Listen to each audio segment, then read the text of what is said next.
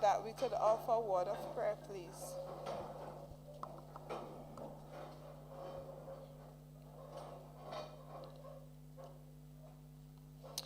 Heavenly Father, we come to you this morning. Father, we just want to thank you for all that you are doing for us. We just want to praise you for waking us up this morning in our right minds or even in our wrong minds. But thank you, Lord, for waking us up. Father, we bring this workshop before you this morning, and we ask that you be in the midst of it and all through it. We ask that you make the decisions that are supposed to be made. We ask that you direct and you lead, oh God. Father, let your presence cover this workshop in and outside. Father, we just want to thank you for a beautiful day in no other name but the name of Jesus. Amen.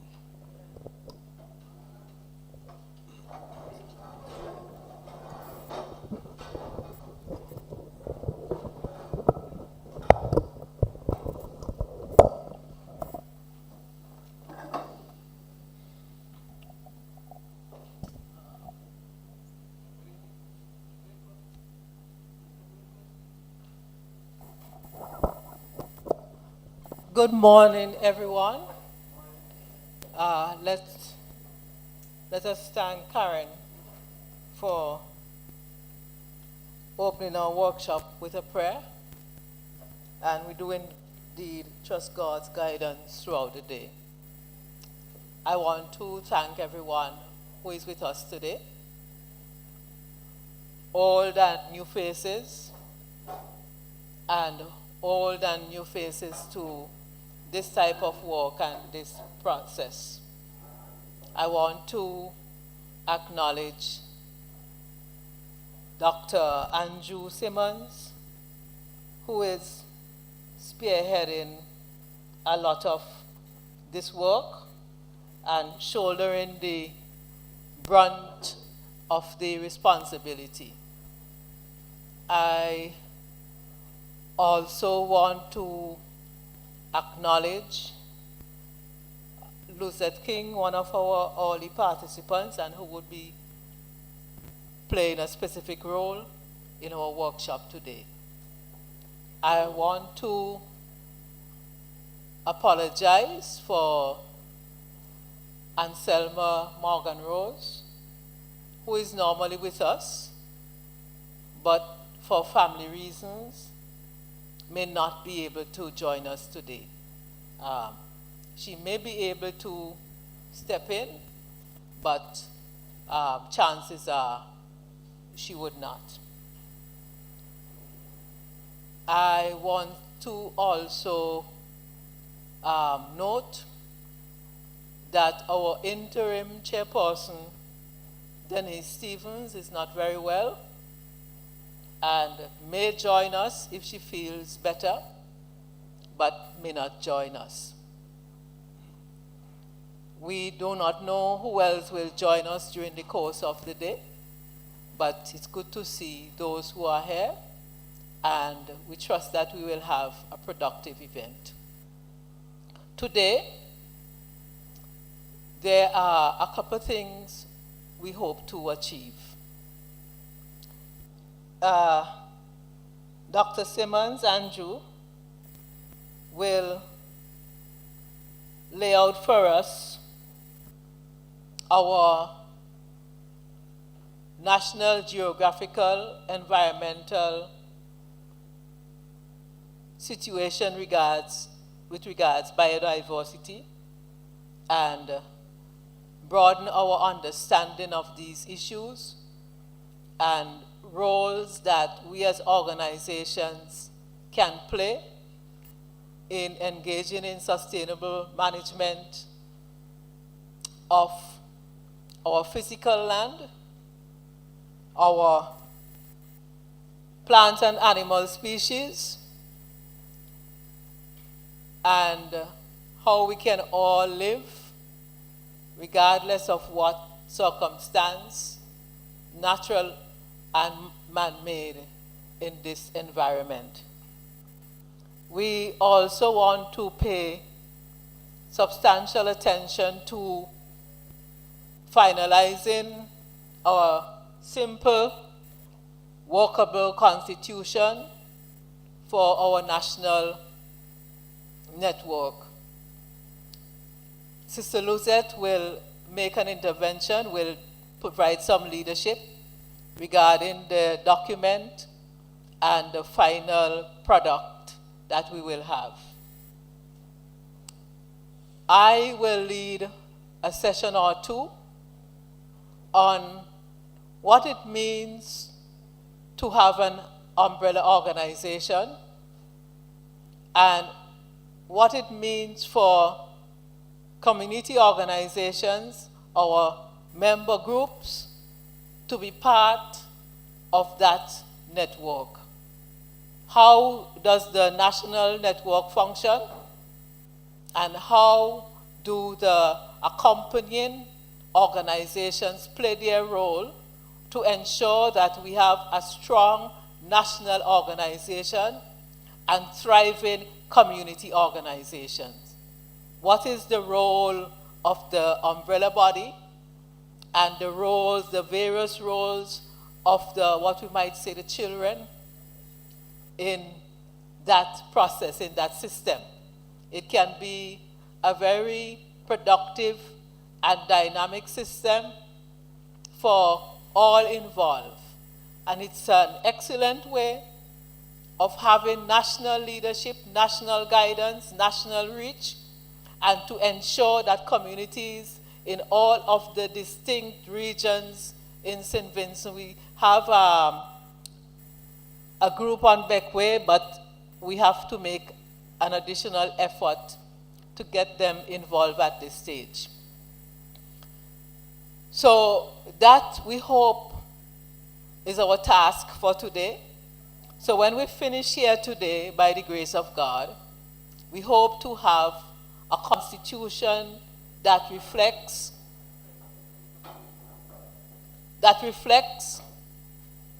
our wishes and give us the vision how we operate. We hope to have a clear understanding of how the individual small organizations would function. I'm just realizing that we're missing some people who were at all the gatherings. I hope that they will turn up at some point in the day.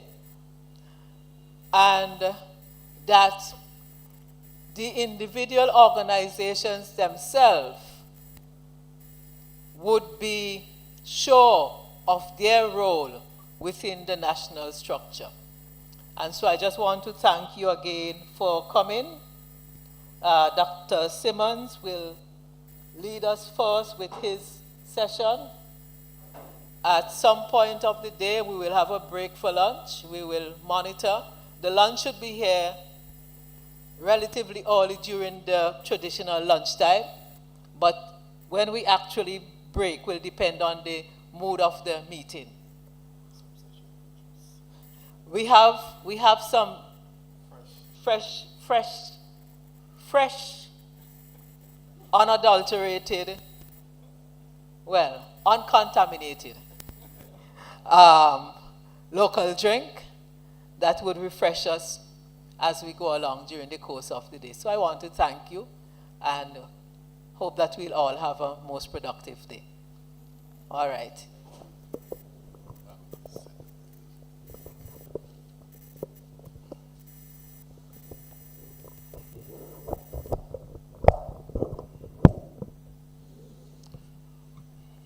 Thank you very much, Chris. Let me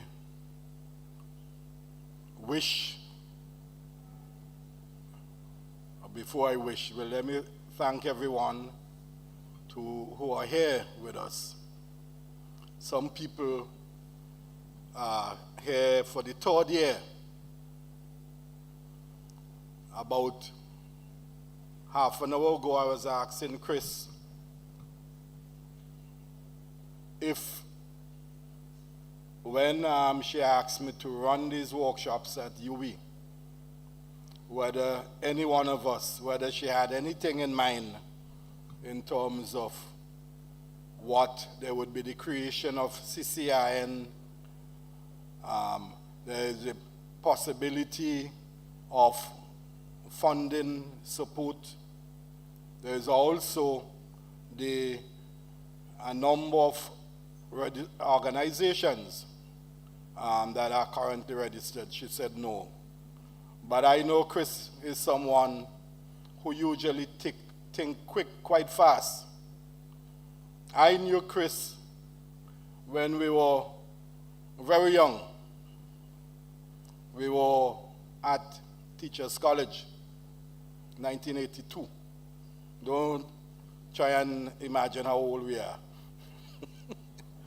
We're at Teachers College, and then I remembered, because of the work that Chris was doing in Rosal and what I was doing around Enham's Brighton area in adult education and literacy, that we forced the government at the time to create a department headed by Deborah Dalrymple. A department, and so what they did, they said that you guys are doing all the work across the country, so we want to hire you. We will train teachers. And I can tell you that within the first year, we were able to create what we call over 40 literacy and adult education programs in St. Vincent, from Fancy to Chateaubelair down to Union Island. So we have, I can say, a good track record. One of those persons who were very active during that time, working through projects promotion and a number of organizations, and she's here, Pat Fraser. Thanks for being here with us. So what we've done through the training that we started at UE, we had created what we call the Climate Change Resilience Network.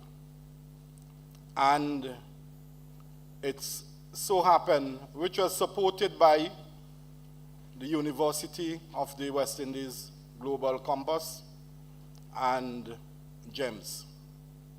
So the first year of the funding for the JEMS risk mapping project, we continue to develop.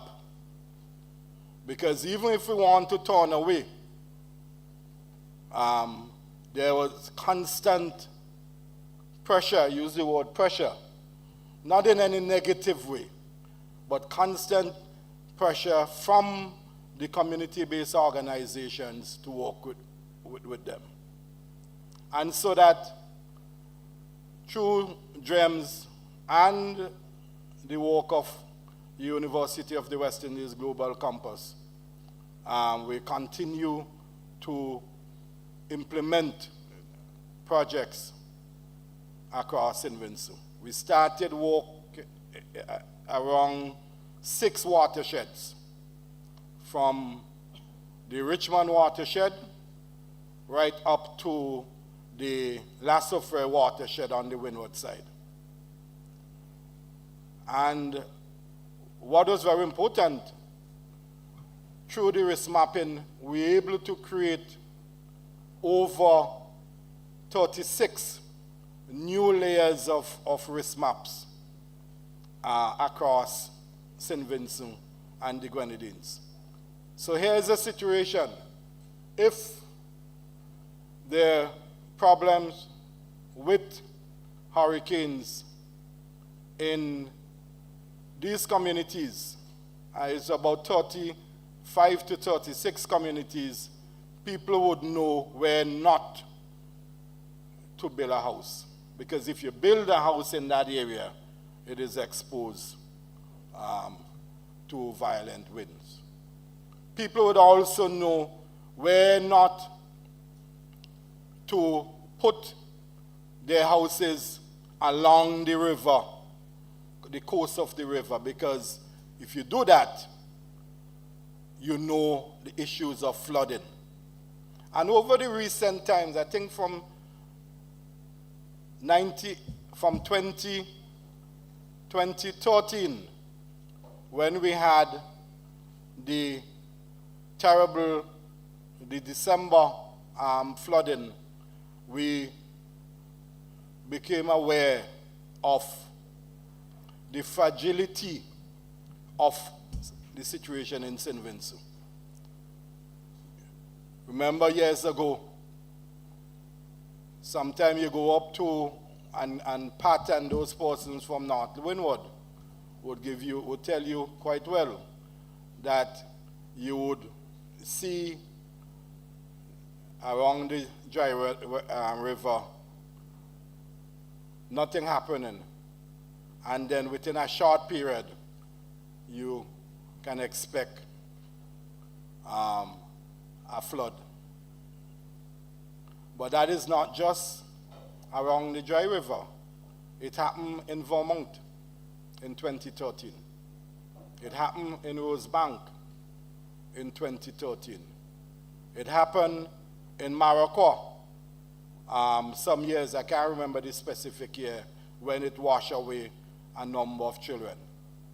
Because of the volcanic nature of St. Vincent and the Grenadines, a number of areas where you can just see a small stream, or you can see a gutter. During the dry season, the water itself, the river would disappear. It would run underground.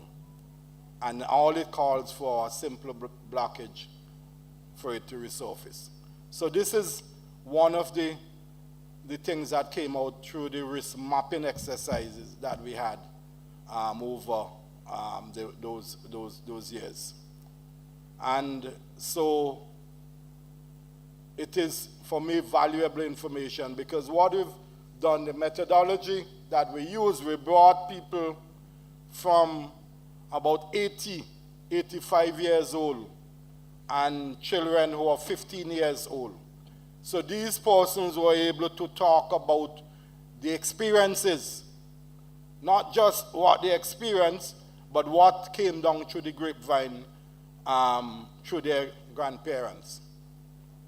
It was amazing when we had the one in Georgetown. And these guys were able to tell us about what happened during the 1902 volcanic eruptions through the information that came down through the generations. And I remember when we had the last eruption, it was 2021 or 2020? 2021. 2021. I read a piece from Dr. Adrian Fraser. And I mean, there's the information that we collected from these persons, the piece from Dr. Adrian Fraser, in a sense, verify, that information. So, we are living in a very interesting place in St. Vincent, and, it is extremely important that we continue to collect this information. So far we have, even down to Union, we have maps from Beckway, maps from North Leeward, maps from across the country, from the Canary Basin. And I just want to say, thanks Spring Village, many thanks to Brian Dabro, Teacher Charles, you here? Amo, for assisting us in terms of organizing these things. And Pat just did a similar one that we're hoping to publish very soon.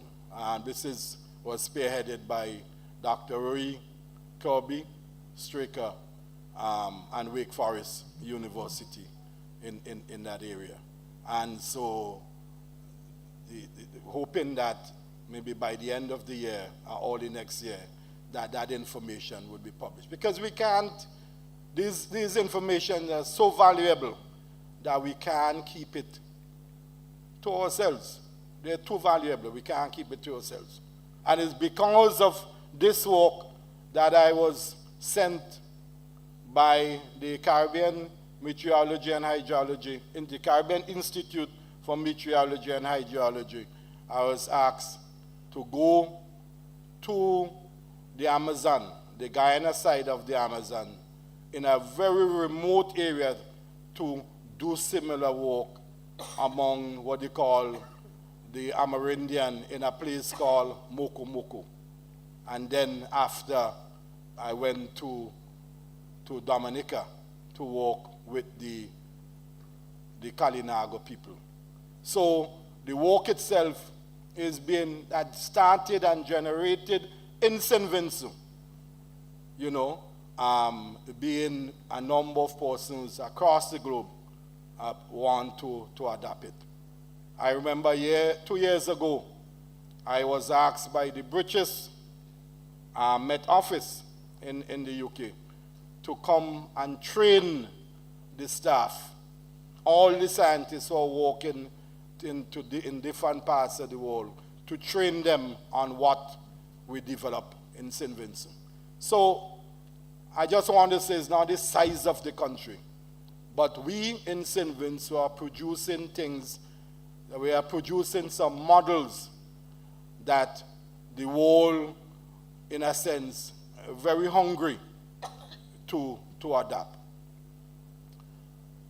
We heard of the war that is taking place in the Gulf states. And I will tell you that funny thing that I was supposed to be in Yemen at this very period for 9 months to do similar work. So it shows, and when I go outside, I'm not representing myself, because I try to get people to understand what we're doing in St. Vincent, you know, and the value and important work that we're doing here. So I hope that there would be some peace very soon, and that we can continue to spread the good work that we're doing here to different parts of the world.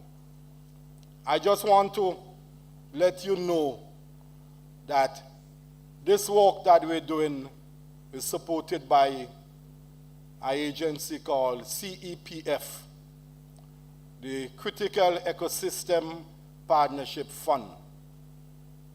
And they're hoping to be in St. Vincent in the next month or two.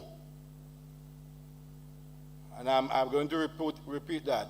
They're hoping to be in St. Vincent in the next month or two. They're based in Washington to launch a fund. And it was the fund through the GF, Global Environment Facility, that Chris was working on with the US, with the UWI, that assists us with the initial training. But they're hoping to be here, and they're looking forward to supporting a number of the organizations that are part of this network. And so I just want to encourage you to prepare yourself, because one, you would have to prepare a project proposal, and I know that we run, Chris, a number of sessions in terms of how to write projects. And we're hoping that a number of the groups that are part of the network can be part of the work that we're doing and receive support for your work. So, as Chris said, today that we'll be looking at preparing or finalizing it. This is more or less what you call a validation workshop. And Luzette, did some excellent amount of work. It's a new format.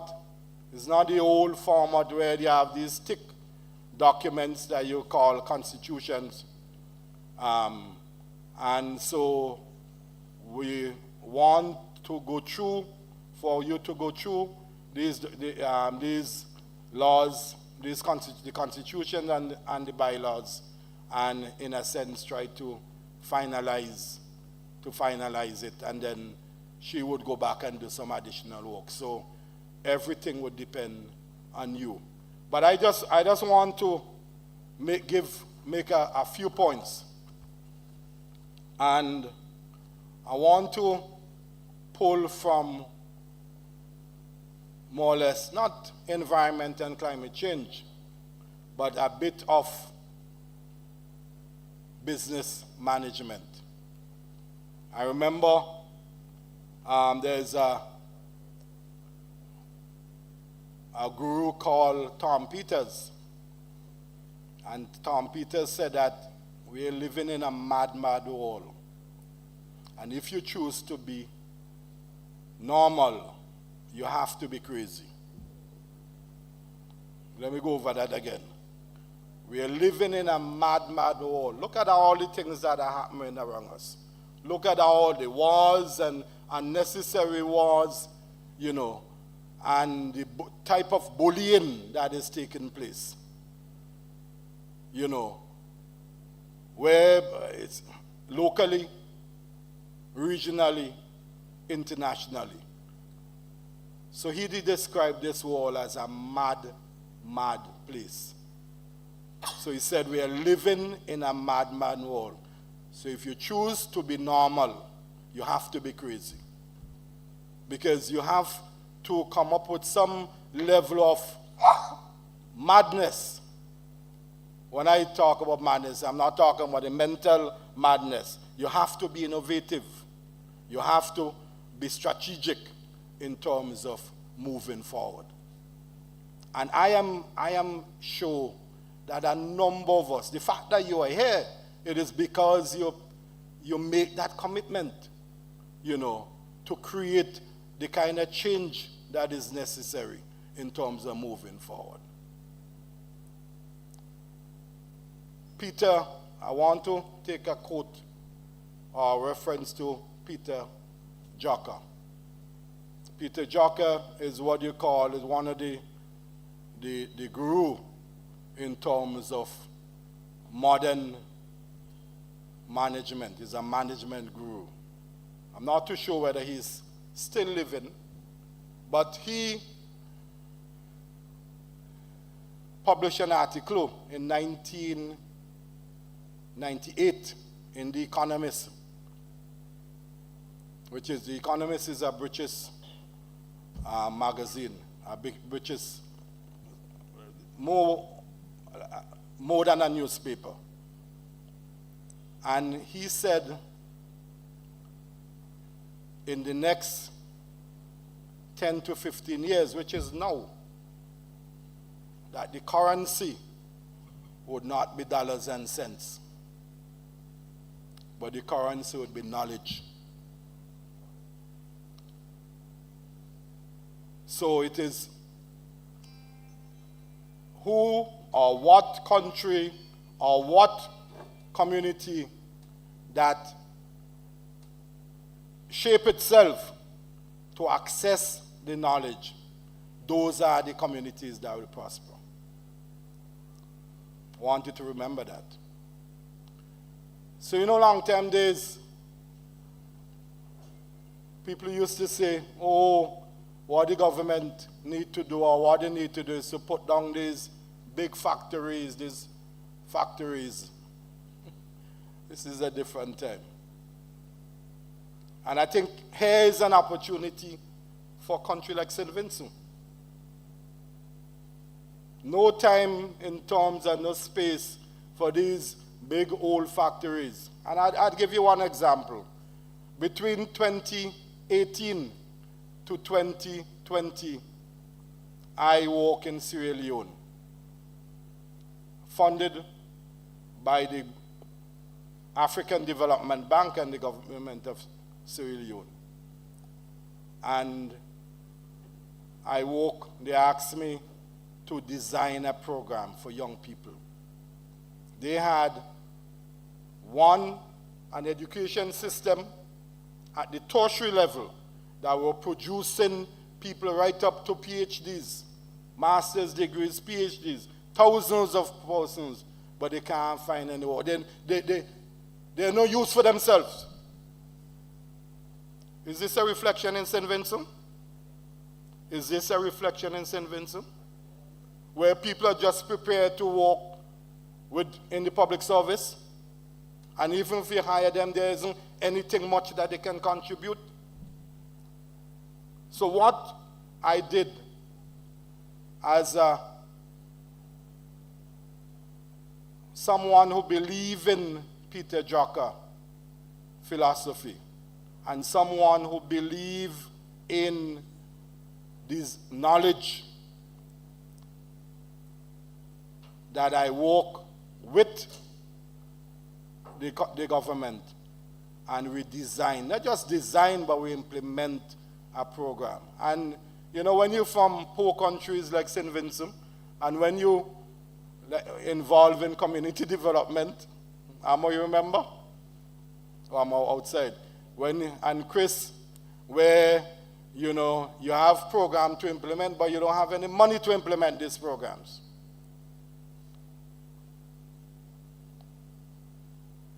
The money that they gave me, they said, look, train 2,700 persons. It was at $2.5 million and $1 million US. They said train 2,700 persons. And I used the same money. I trained 6,500 persons and certify at university level 6,300 persons. So in St. Vincent, we are accustomed to stretch things. We are accustomed to make the difference. So I want to challenge each one of you that when you go back to your communities, when you go back with little or any support, would be to start to think, start to put measures in place, you know, to deal with the issues that we're facing. And for me, it's an excellent opportunity. A new government, there is a whole sense of freedom in this country. Let's try and capitalize and use it. And here we have support from small amount of money. I see there's one that was funded by CEDA, said they make a call, but there's some glitches in the CEDA form. The JEF would be coming on stream in the next month or two, and there are other funding. And I know that through the Green Climate Fund and a number of other funding, that government can create the enabling environment. I emphasize that again, can create the enabling environment to support civil society. Civil society is the fourth pillar, third or fourth pillar of any economy, of any country. I didn't say that. The United Nations said that. And we know how effective that was right up to 2000 in terms of the amount of work and the amount of projects that used to be implemented by civil society. To me, this is the time. In closing, I just want to to remind you of a few things, because that's what we're dealing with, governance.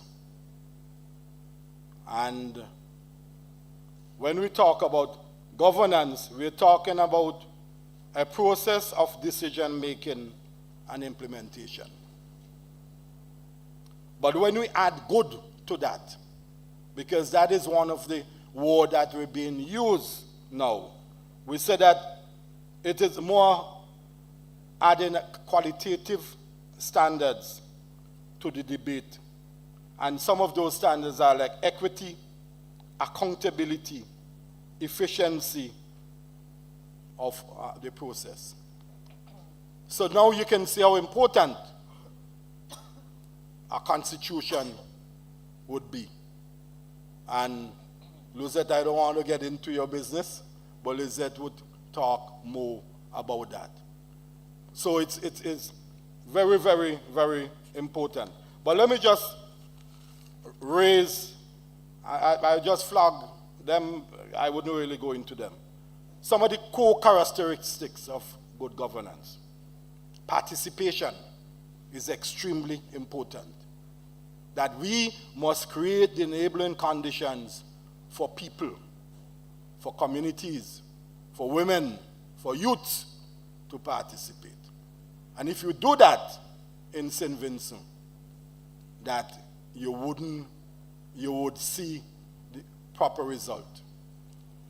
You know, that is something that we have to look at. The other issue is the rule of law. We have to have respect for the rule of law. It had to be fair. It had to be impartial, legal, and so on. A number of times we talk about these things, but we don't practice them. We do the opposite. And we see that many times in institutions, even in government, in St. Vincent and the Grenadines. We need to move away from that. And I put the onus on the people of St. Vincent to ensure that, these things are being practiced. Transparency is very, very, very important. Ensuring that information are being, passed up and down to people, and ensuring that people become the agency for that transfer, for that movement of information. Consensus-oriented. It must be, people must be part of this. The other thing is equity and inclusion. We can't marginalize. We have to make sure that we involve. So I'm throwing these things out, that even within the CCIN, the network, we have to adhere to these things. We have to adhere to this within the organizations. And we have to adhere to them within the country itself. There were a period, not going into that, when all these things were missing in St. Vincent. A number of us were victimized, a number of us were badly beaten. When I talk about beaten, maybe some people physically. But we have to make sure that we adhere to these practices.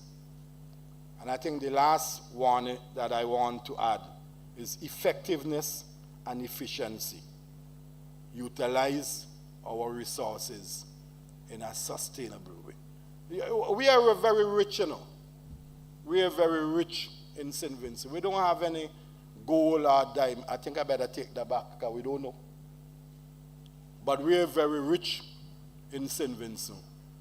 But we have to make sure that we use our resources in a sustainable way to ensure that these resources would be around for generations to come. and we see them disappearing rapidly. So I just want to shut my mouth and thank you for listening. I hope you're not being bored. Okay, we thank Dr. Simmons, and we're going to hand over now to Sister Lucette.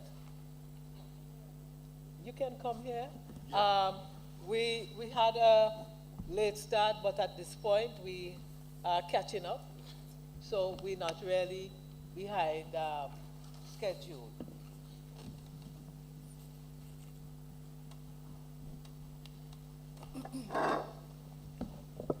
Good morning, everyone. I did say good morning. I want to say how honored I feel to be a part of this session, to participate in getting us ready for what many scientists forecast. And it is true that we're not yet ready when we look at some of the ways we try to overcome the disasters, environmental disasters that affected us. But before I start, I'm one for participation, and I think I like the agenda where a lot of the work will be done by you. So I've asked my friend Laura to time me. I believe I have 5 minutes less than an hour. So the clock starts now.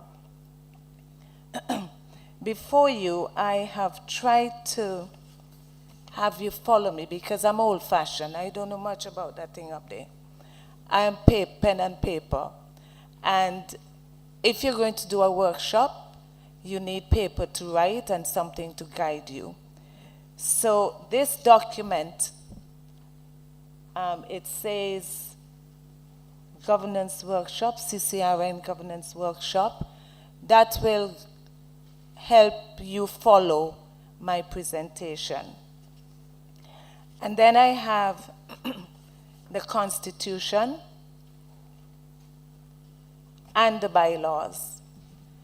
And these are the two documents you will be using in the workshops. And hopefully, you won't give me too much work to do after this. I'm only joking. So, this one we're working with first.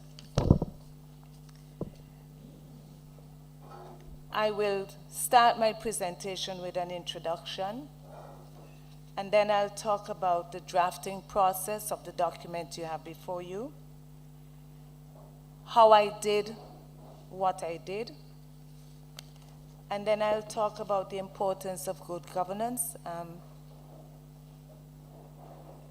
Dr. Andrews did mention some of it, but we'll go through that, the importance of good governance as we follow through the Constitution. And number 5, I think I'll leave that for last. After the workshops, we can go to number 5.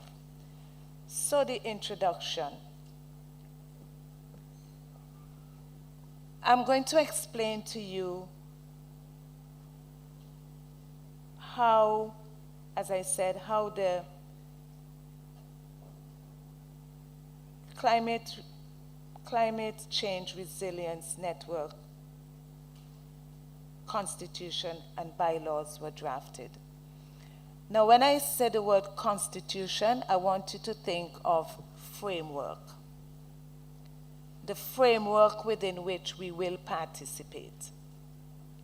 And when I talk about bylaws, we're talking about the things we do when we participate. And I will also emphasize and define a constitution and a bylaws. And I'll tell you why this is important. This world is a global village, and I've worked on both sides of the Atlantic and here now. And it was, well, I was in England before America. And it wasn't until I went to America and coming here that I've been hearing talk about bylaws. In England, it's just constitution at the group level. And I've been involved in a lot of groups on both sides. So I had to learn as I went along.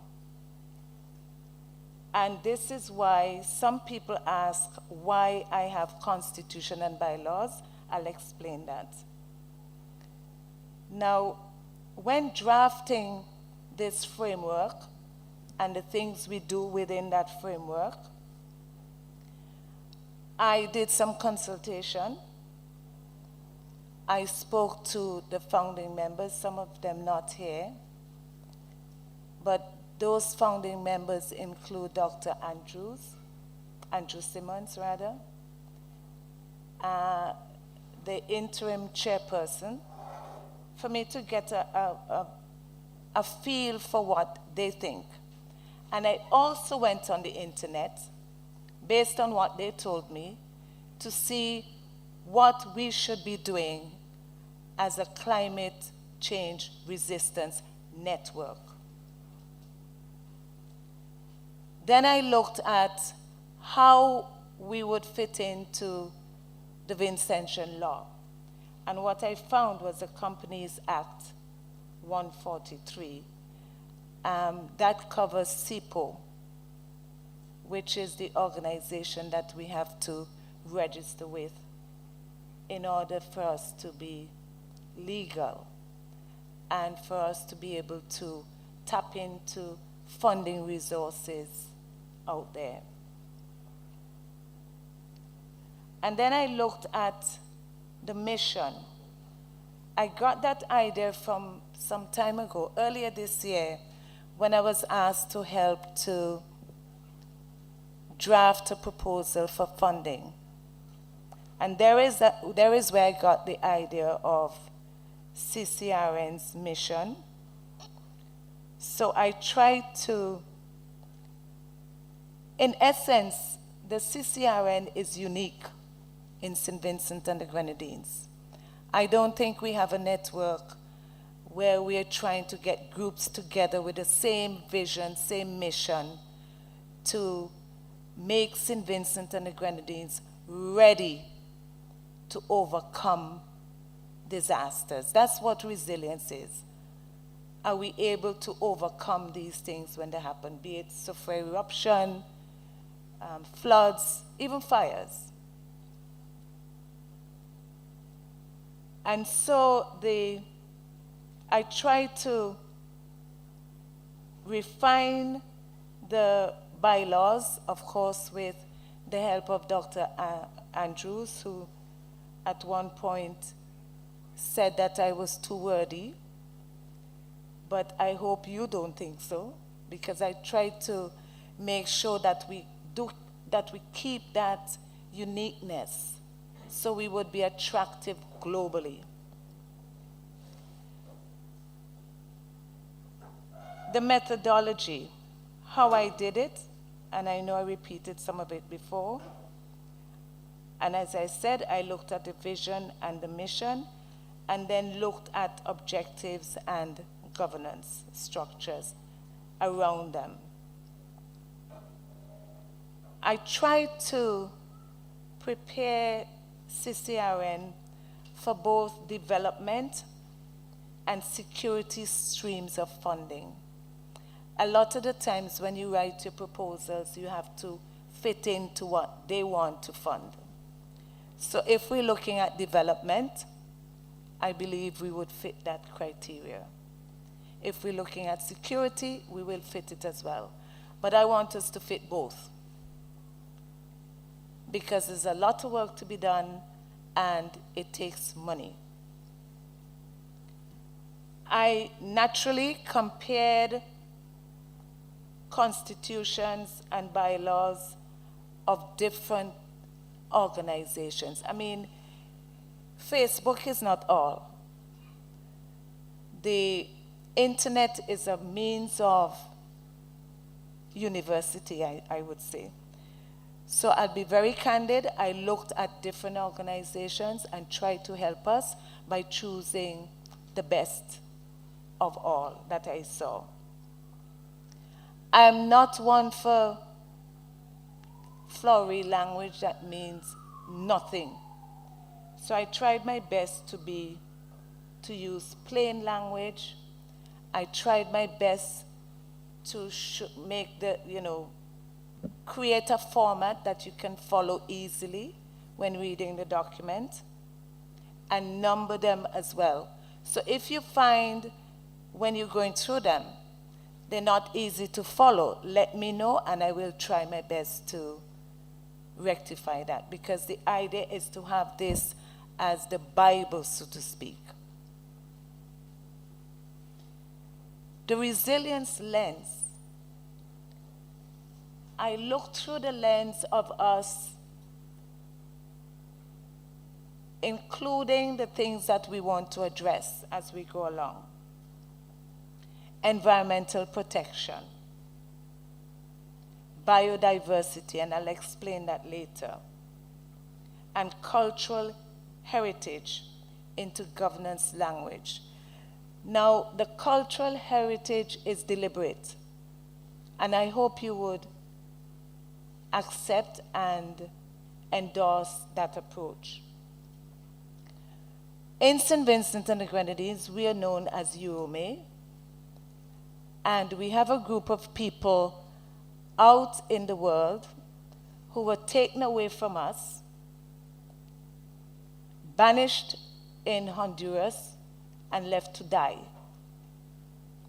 And they, luckily for us, have tried to retain everything they took from St. Vincent, be it the food, the means of farming, the way they live, and I can say this with some authority because I visited Belize some years ago, and last weekend I was in Honduras, and I felt envious because they were speaking a language that belonged to us, and I had no clue.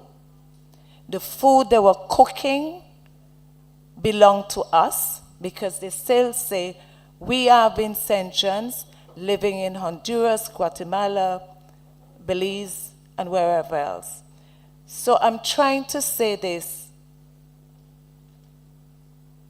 to encourage you to go along with that. Not only that, UNESCO has identified the Garifuna people who have what is Vincentian. They have identified it as something to protect. And we can actually get funds from UNESCO. The only downfall with that is that the government will have to be involved if we're going to UNESCO.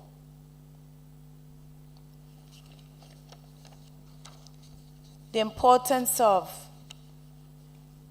good governance, we will go through those when we look at the Constitution. We look at accountability, transparency, participation, as I said, resilience and compliance. So I would invite you now to take the document that says Constitution of the Climate Change Resilience Network, this one. The fatter one, actually. Is it? Yeah, I think it's the fatter of the two. In this document, I have done some end notes. If you look after Constitution, you would see a Roman numeral 1. So you would go to the end of the document to see what I am explaining.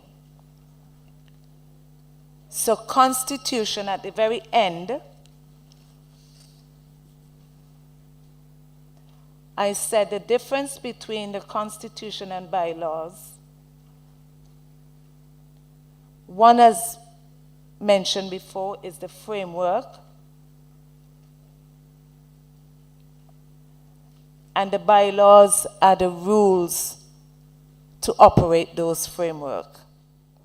Now you would notice in the Constitution, I have constitution, and then I go down and say bylaws.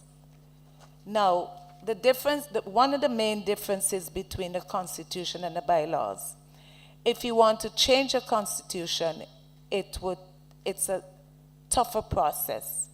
You'd have to use 2/3 of the membership. Whereas if you want to change the bylaws, it's just a simple majority.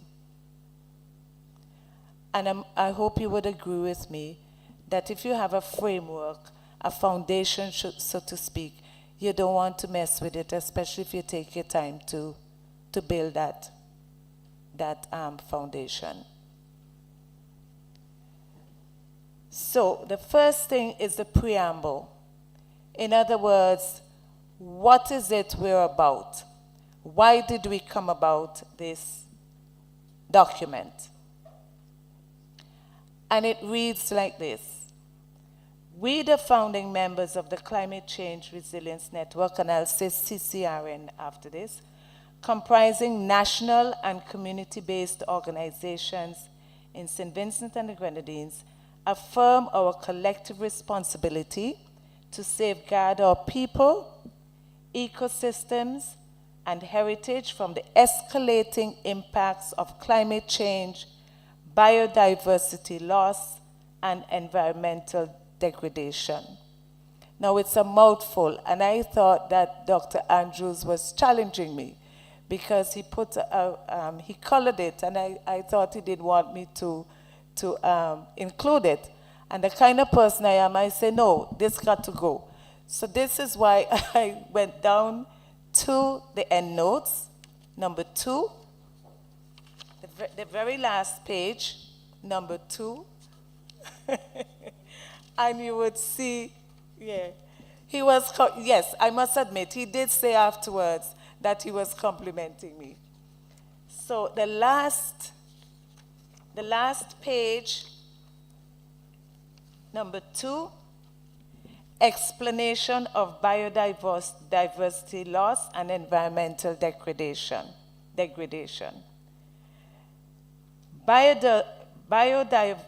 Biodiversity is short for biological diversity, meaning different aspects of it.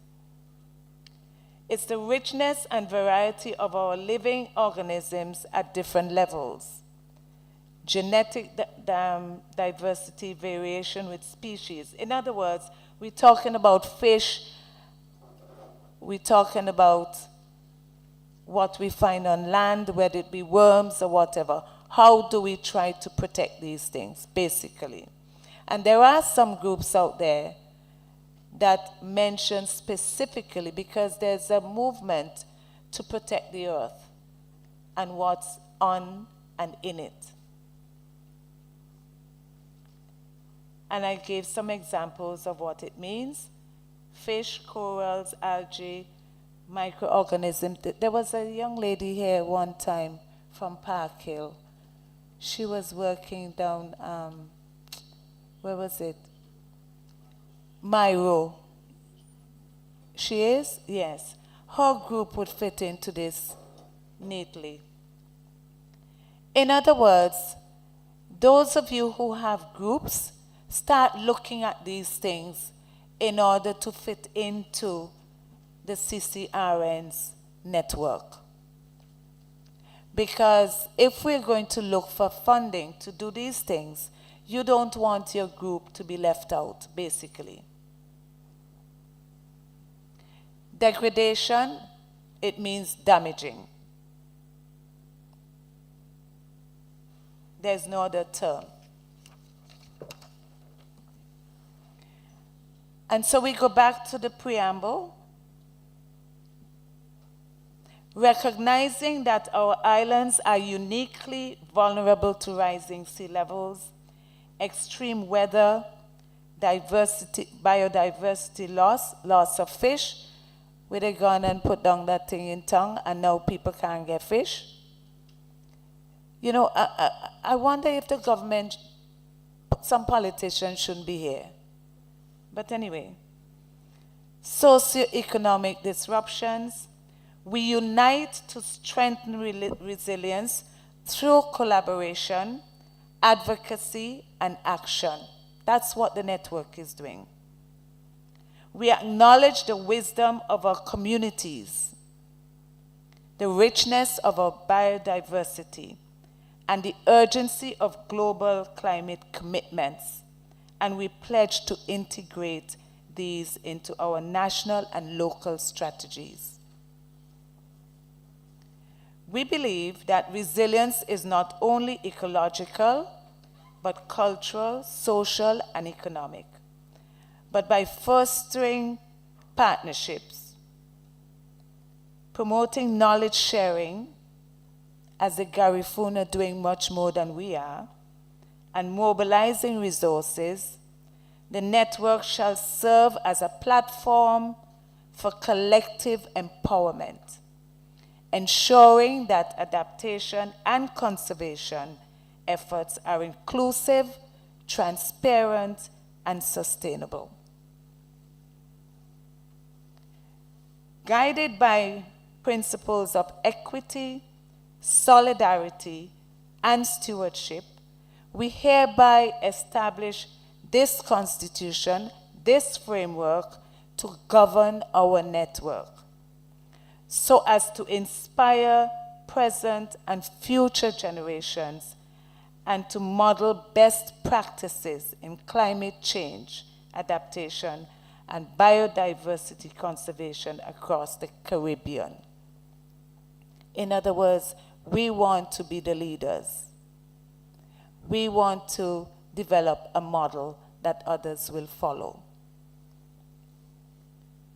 So, Article 1, of course, the Constitution goes by articles, and we used Roman numerals, 1, the name of it, and this is just basically what most constitutions would ask for. You tell them who you are, how you identify yourself. The vision. The vision is something that you should start thinking with all that we're doing here, what do we want to see at the end of it? We want to see a resilient St. Vincent and the Grenadines where communities and ecosystems thrive in harmony with a changing climate. That's what we want to see. The mission is like, you know, for the church members, the evangelists and everything else, they want to see a Christian community. So what they do, they go out by the roadside preaching the Bible and so on, and that's what we're doing here. We want to unite national and community-based organizations in advancing climate change adaptation, biodiversity conservation, and resilience building through advocacy. We'll be going out there preaching the word. Education, which we can do. Research, look at what other people doing, change our ways if we want to. And collaborative, working with other people, not just people in St. Vincent and Grenadines. If possible, work with other people outside of it. The objectives, what we hope to achieve with all of this. We want to strengthen, that this is Article 4. And there are 6 parts to it. Strengthen collaboration. Number 2, promote knowledge. Number 3, advocate for policies. And when I say this, I am suggesting that we should be a group, what do you call those groups again? Lobby. We should be lobbying our government. They do have, I think they have at least 2 ministries that we could be targeting to say, hey, no, we ain't doing this thing right. This is our vision. Can we help you achieve those things? Mobilize resources. As I said before, we would look at not just funding, but people.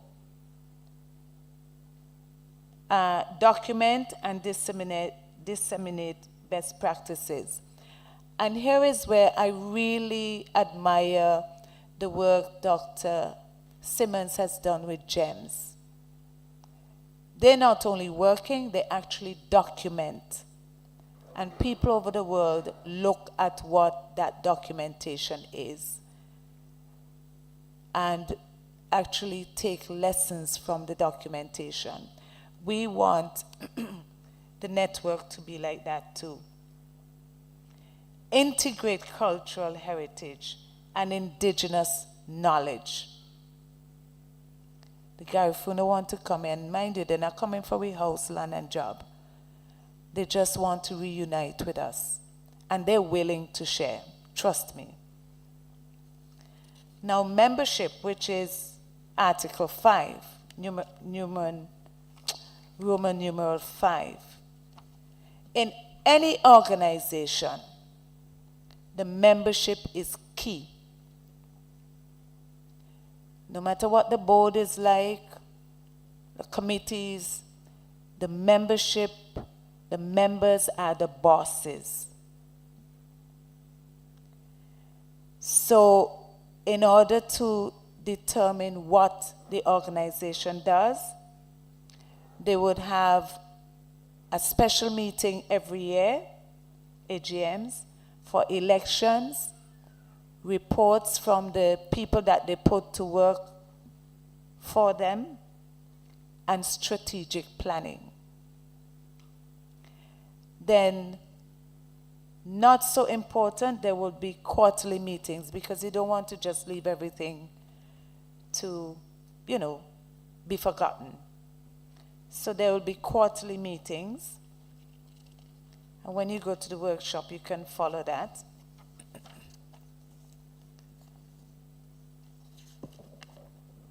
That was Roman numeral 7.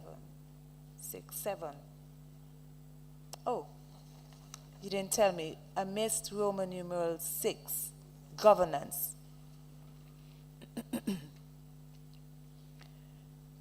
The General Assembly, which is mainly members, they are the supreme decision-making body comprising of all members.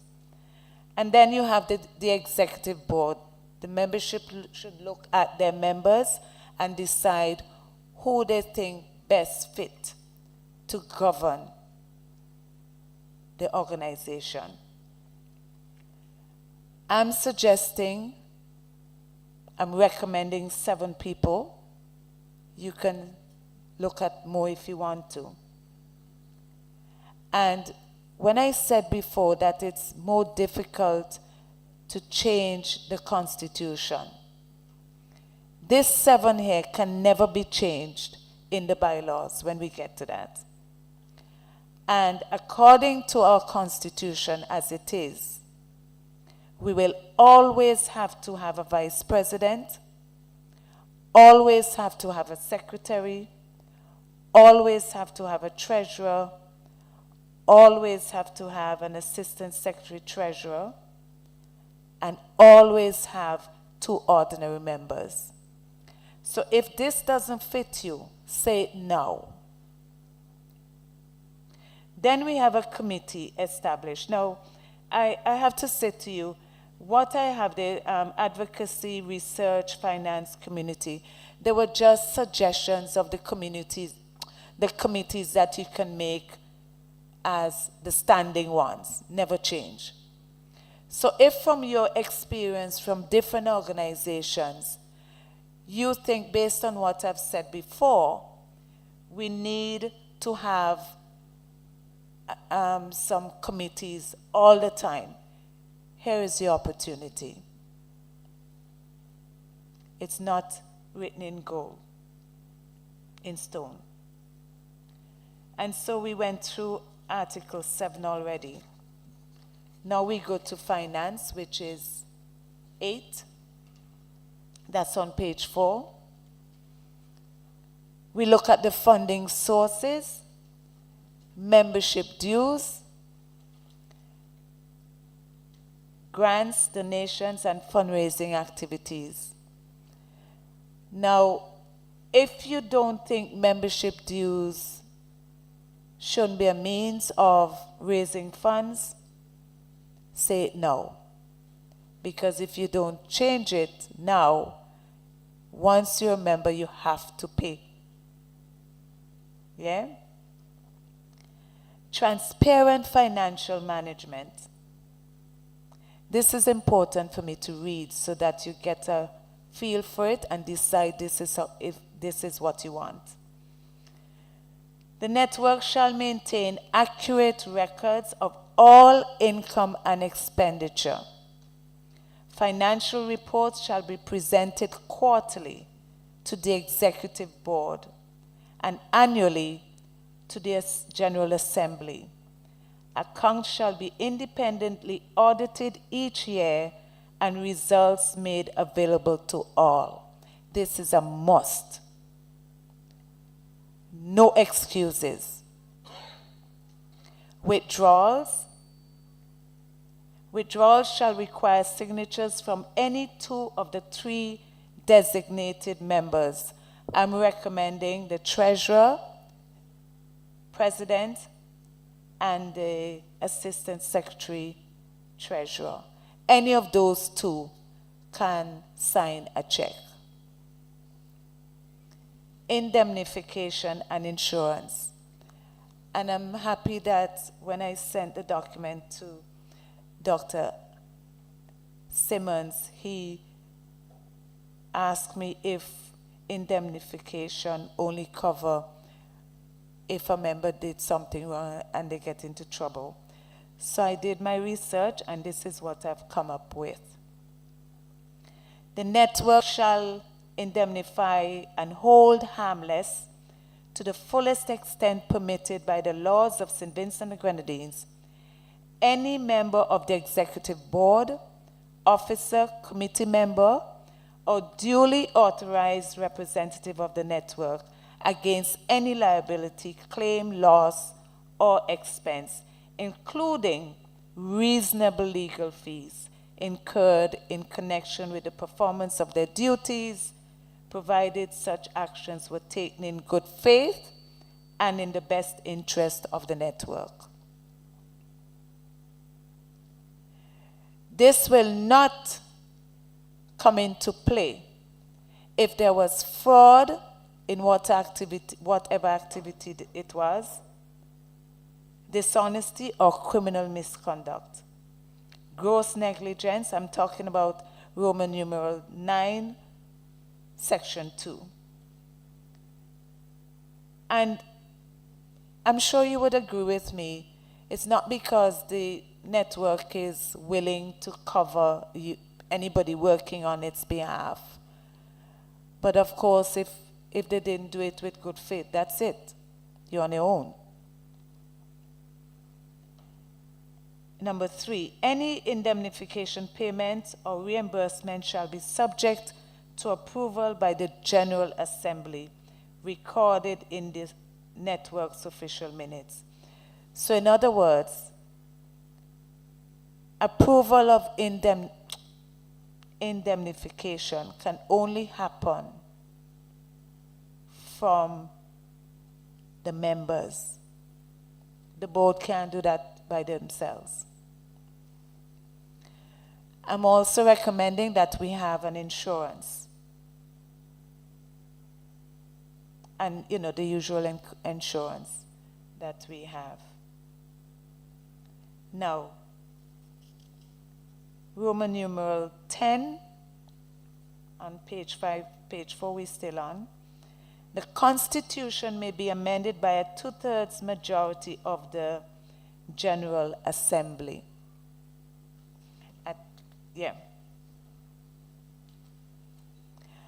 And dissolution. At times, organizations outlive their membership. So you have a dwindling membership, nobody interested anymore. And you know, the few members who are left might want to know, well, we have all this money, nobody really interested, we can't get anybody to come to the meetings. What do we do with it? And this chapter covers that. It says, in the event of dissolution, assets shall be transferred to a registered non-profit with similar objectives in St. Vincent and the Grenadines. Any questions before we go on to the bylaws? Yes.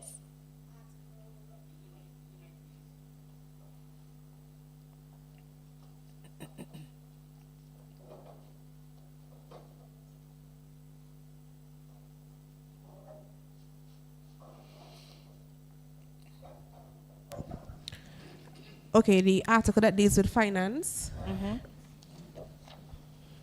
Clause 3. With Which article is withdrawals, that one? finance. Yeah, which page? 8. Okay, page 4, the top of page 4. So number 3, where we are talking about withdrawals, 3 designated persons, you have the treasurer, the president. Did you mean to say assistant secretary or secretary? Or assistant treasurer? That's a good one. Treasurer, president. I think I want to leave it at that. I don't know. As assistant? Yeah.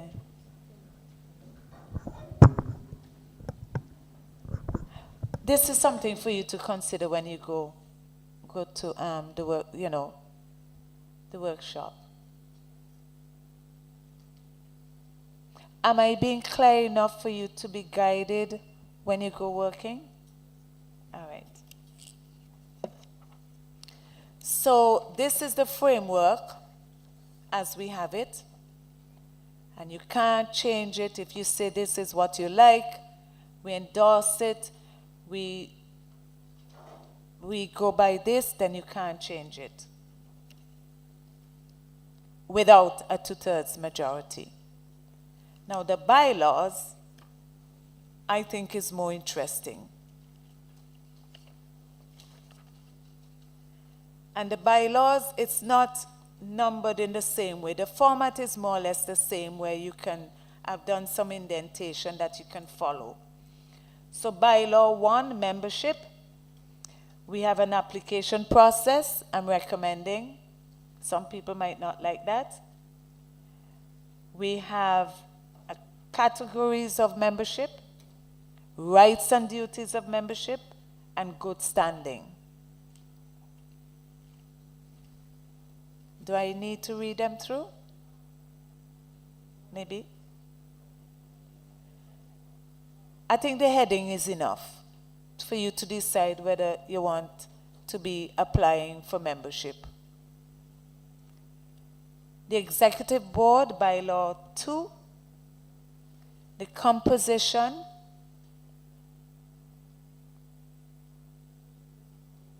shall be 7 members elected by the General Assembly.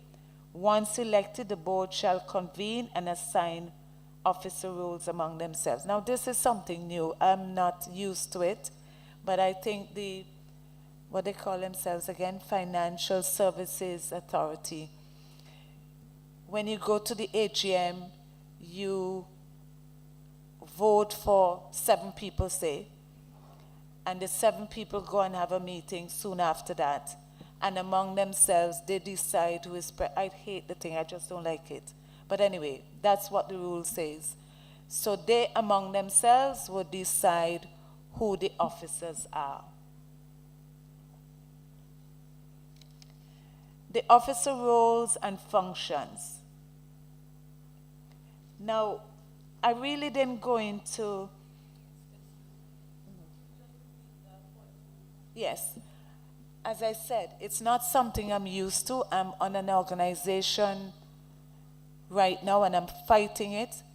You would go to the General Assembly, AGM, elect, if it's 7 members you want on the board, and you don't call them, you don't elect, you don't vote for president, right, You don't do that. They now, this little group, would get together and decide who among them would hold the offices.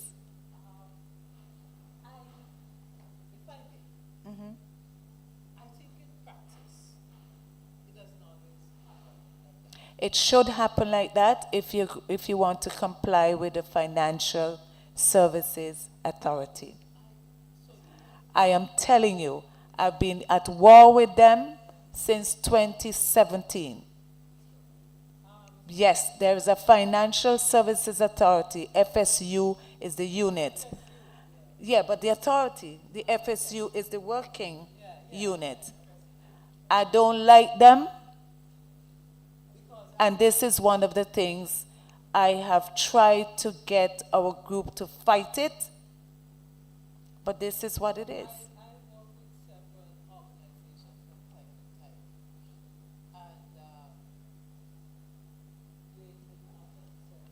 Right. So what I'm saying, the kind of organization that the network would be, they would be handling a lot of money. It's called Financial Services Authority. And they'll target you. You understand me? I am speaking of what I know. The other thing is, if you, okay, let me give you a very good example. Yes?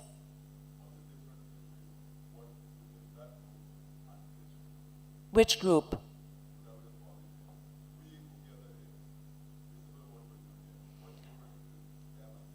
Okay. Let me tell you one of the groups. I know of two, but let me tell you about one. Building Society. It's a non-profit, right? They would vote for the members and go aside and elect whoever. And here the worst thing about it. The FSA can decide whether that president is fit and proper. Don't doubt me. Honestly, I live with it. 15 minutes we have. Exactly.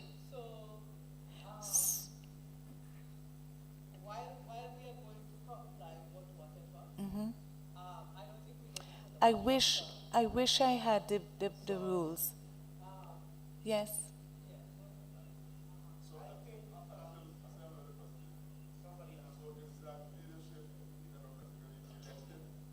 By the members.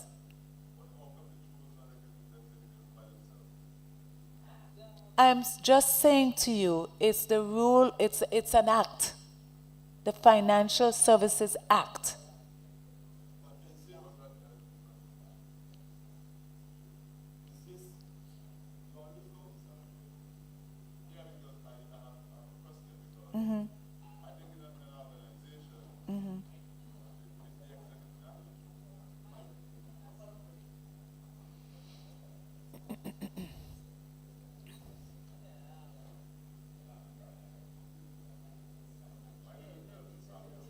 Yes.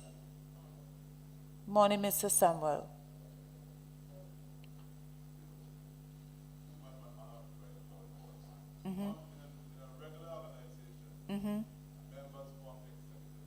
Yep. Yep. Executive has to work within the framework of the Constitution. So I don't understand how, from what you're saying from the other groups, how can the former executive on their own without the members decide to do I it? was trying not to call the other name of the organization. No, I don't need the name. Have you heard of Bunpan? Yeah, I know Bunpan. Have you heard of Bunpan? Yes. Well, I am a board member of Bunpan. And just 1 minute. And I was elected 2 years ago. They had 4 vacancies. And the AGM filled the vacancies. And after that AGM, we had a meeting. There is where we decided who was treasurer, because the vacancy was a treasurer, a secretary, and something else. That's what happens. It happened, when was this? The last time it happened was December. No, October, because our election was September. So my original question was, what is the difference between what we're doing here Good. and what was done on the other side? So, yes.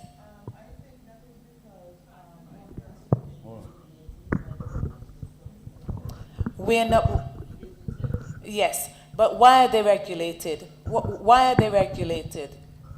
I really don't know, but is CCRM regulated by the FSA? Good. I So said, there's a difference. I tried to say to you, it's called Financial Services Authority. They're regulating these organizations because they're handling public funds. I see the CCRN as one such organization. We will be handling public funds. Yes or no, it's arguable.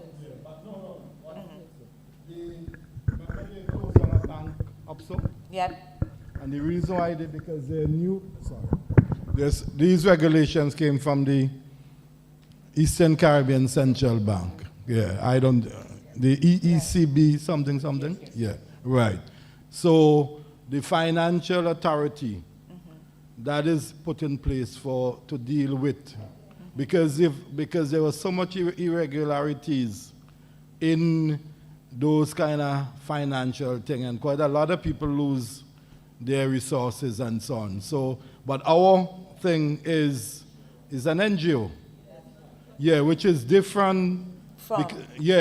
Because even SIPO has they deal with two different set of entities. They deal with the businesses, Right. and I think it's at one time This answers Mr. Samuel's question. I think. At one time, it used to be NGOs used to be looked at as the same as business. But in recent times, I think the CPO have, there are two different, one is a charity, And NGO, Right. which is good. You were saying something, Poya. Same thing I was going to say. Okay. Now, okay. Two entities, Right. we would not come under the financial one. Right. I stand corrected. I stand corrected. Yes. Okay. Yeah. I stand corrected. So anyhow, are you happy on that now? Are you clear? You're clear.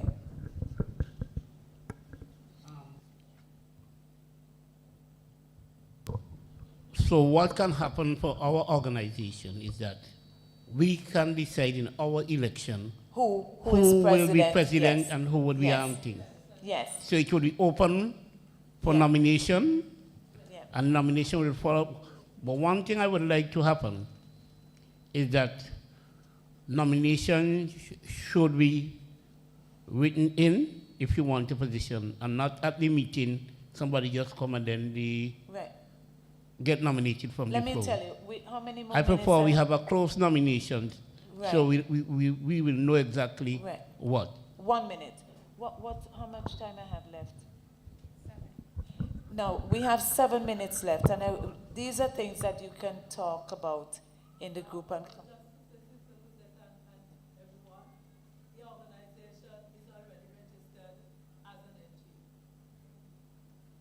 okay, right. There is somewhere, I put somewhere about how they would be elected, a staggered election. Where?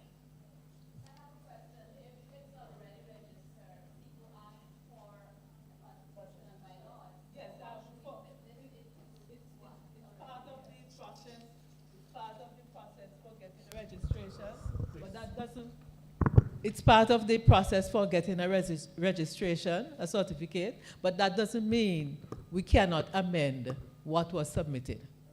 Okay? I just heard that constitution is a little bit more difficult and we don't have an executive, just an interim. Yeah, we have an interim body. So yes. Which is good. I mean, interim working, whatever. I thought I had a staggered means of electing officers at the first the first meeting, so as to, eh? Yeah. I don't want to take too much more of your time, but help me look for it. What I tried to do, yeah.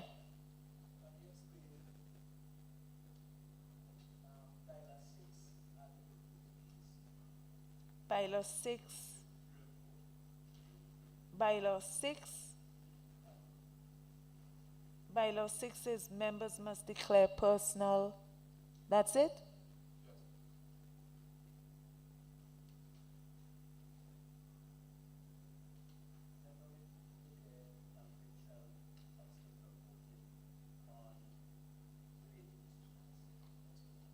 Okay. How do I explain that?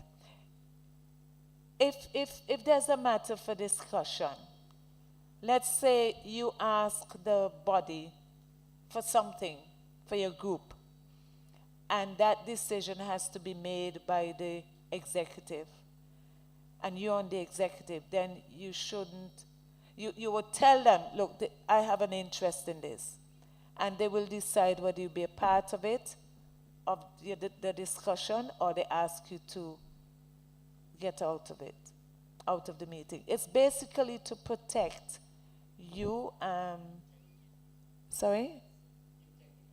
Integrity, that's the word. You're not participating in a decision that you would benefit from.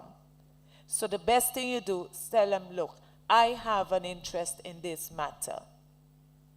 So everybody knows that the decision they're going to make is for your benefit or for the benefit of the organization or a relative. Make sense?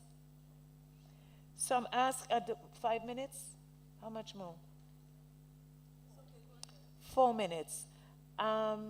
There is somewhere I put election of officers. Let me explain it. You know, the first meeting that we do have an interim one. But when we get this done and we have a meeting to have people in place, we don't want to have everybody for 3 years. I think this is missing, you know. It's missing, yeah. You don't have a brand new, you stagger it, yes. So for the first meeting, you will decide which office you want to fill. So you would say, for example, you elect everybody, but you're going to make sure that the president, the vice, maybe not the vice president, treasurer, and the secretary have 3 years, and the others will have 1. So you will have 2 consecutive elections. One, the first one would be the president, the secretary, and the treasurer with 3 years. The next year, those who had 1 year will be up for election again. And then they will get the 3 years. So you wouldn't have all the people, all the positions vacant. Make sense? I don't know where I put it. But I promise you, I'll put it in when I'm, if you like it, if you like the idea of staggering the election, I'll go ahead. If not, let me know.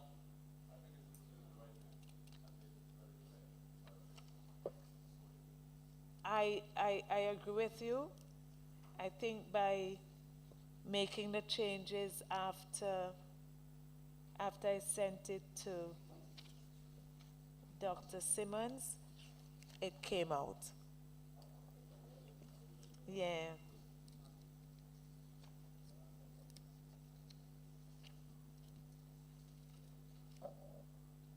And I believe that's the end of my time. Yes, so the next item is there's a discussion, I think we just had that. Small group exercises on the draft constitution and bylaws. If I'm following this. The bylaws. I just said, what? All of it. Let's deal with all of it. Yeah.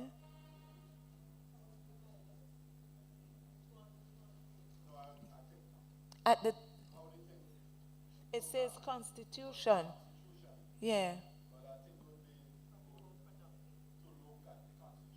First, okay. Okay. All right then. Dr. Simmons is suggesting that we look at the Constitution.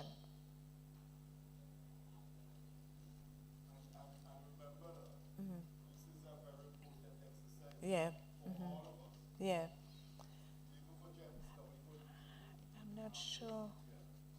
I'm not sure how I missed that staggered voting. It's on the draft? What does it say? Can you read it, please? Small group exercises on the draft constitution. What were we talking about? Oh, you mean, oh, yeah, draft, okay. I thought you were talking about the, when I just said, yeah. I just said that we're missing. Yeah. So which one you want them to do now?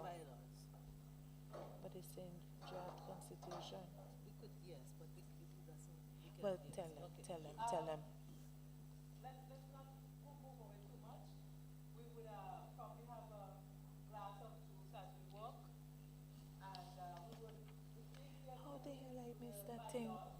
How the hell I missed that thing? I read it and I said, I love this staggering. These things will happen maybe when you shift. Yeah, when I shift something.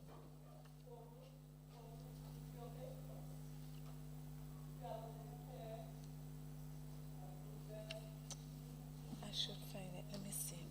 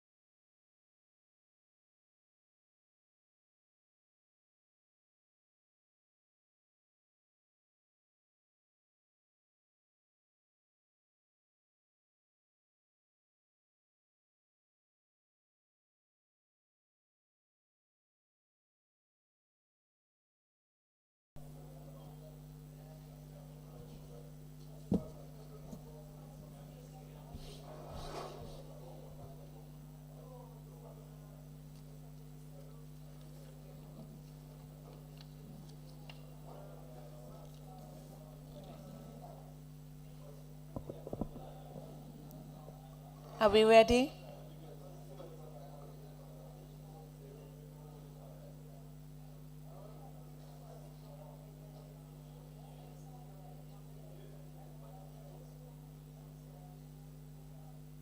You finish? Let's see who is the spokesperson for each group.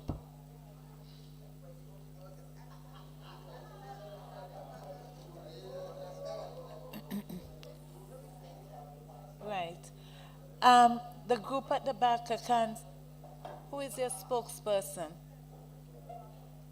The one out there. I think it'd be easy if we went through, how should we do it? I was thinking of going through the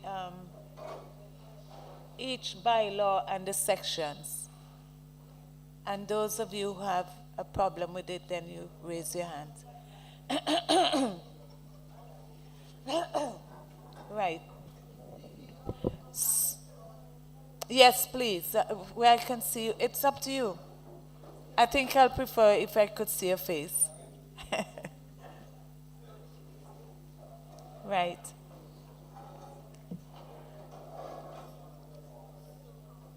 I have to say, the group seem very, very hard working, so we should have a very good discussion.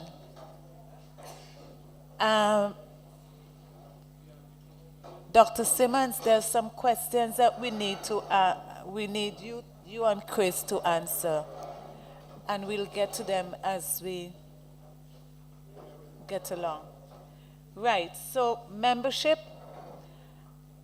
application process, I believe some people,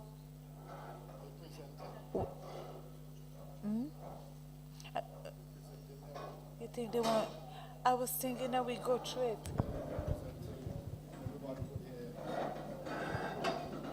Right, so no, no, it's not response because I had to make the changes. So I'm thinking of going through. You know what? The spokesperson, how shall we do it? Let me suggest a way. We will go through each, and the group that has a problem, the spokesperson will come here. I think, oh, you have mics? Okay, all right then. You know, the first question that I see, we have to go to I believe we have to go to let me just check the Constitution. A lot of people been asking about the membership, and here is where we need you or Chris. In page 2 of the Constitution, let's do this together.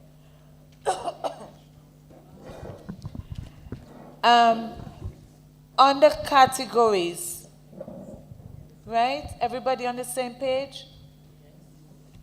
We have full members, organizations based in St. Vincent, and we have associate members. What we don't have, and they were asking, is whether we have individual members. That's why I call you. So what do you, yes, Just before you move, our group had a suggestion regarding the application process. So I saw you moved on to 1.2, but we had... No, what I'm saying, let me tell, because this is the document that's difficult to change, a framework. Okay. I picked up that a lot of you were talking about the membership. Okay. So let's deal with it here and then we go down. How about that? Yeah. Agree? So, page 2 of the Constitution, we're not very clear. And we're talking about the categories. What do people think? Okay, for the individual membership. Yeah. Let me make myself clear. I know that we worked on the bylaws, but the membership is key. So we have to have it righted here. And I am not convinced that we have it clear here, because it says full members, which are organizations, and associate members. It doesn't address the issue of individual members, which each group had that matter. So I'm suggesting we deal with it here, and then we go back to the bylaws day to day. What are you thinking? In terms of the individual, I was thinking, for example, if I have a skill set in technology and I want to join the group, how would I fit in? Because I'm not in a group. I'm just coming as an individual person. So what categories we're deciding on? Well, let me hear some of you from. Do you want individuals to be part of the mic? Pass it on the mic. Rights. Use the mic, please, so that we can hear.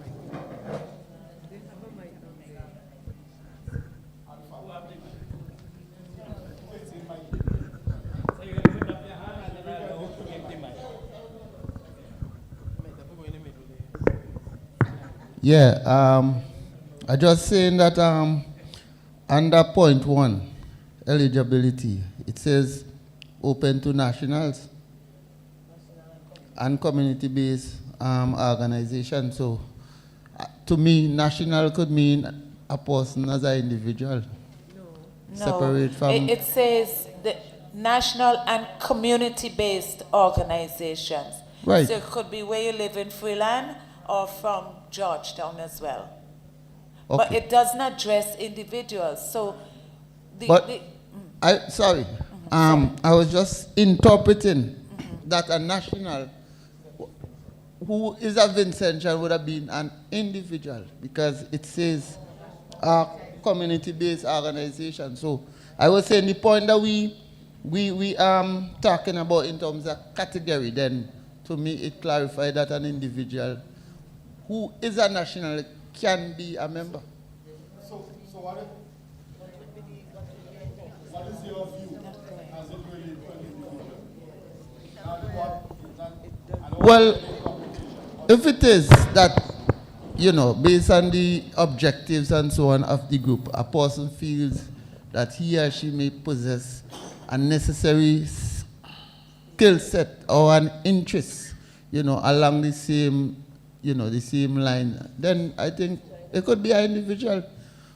I don't know if they might want to be in a group, but they could still make a contribution even from an individual So you would support an yeah, individual yeah. If an individual anybody else? want to be a member, I support that. Just listen to my friend here. When you talk about individual, sometimes people come with their own objective in terms of about myself and I. So my thing about it is, once you want to go ahead and use your individual skills, I could recommend that you seek funding, you go ahead with a proposal, but one of the things that can do offspring in terms of helping the community, getting people on board along with you, in terms of might have other skill sectors, persons who want to develop in IT, the younger persons coming on board. So you can even offer like classes in IT, doing different apps and so forth like that. So you will start building a network, and then an organization or even self a small net of people can start, communicating within that barrier. So you can start from there. If I may interject there,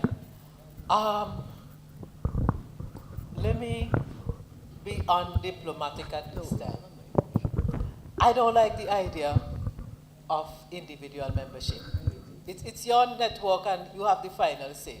Let me tell you why I don't like the idea of individual membership. An individual cannot apply for funds and get any funds as an individual. Okay, you can apply if you want to get a scholarship or whatever. But who would you be representing if you apply as an individual? And so the better idea, I think, is that when we have individuals who hear about the network and want to be a part, that we can point them to the nearest group that either within their sphere of interest or within their physical location. There are some people who don't like to be members, but they like to be leaders. And sometimes they come with the best of ideas. But I'm a very trusting person, but I'm also a very suspicious person. And I would trust you 99.9% until I see a little glimmer, and then my eyes perk up. As I was leaving the room this morning, I heard Andrew was saying something about me. I didn't hear all that he said. But the older I get, the more I become entrenched in my views. And just to give an aside, when they had the assassination attempt on Trump in the last election, from the time I saw it, I didn't believe.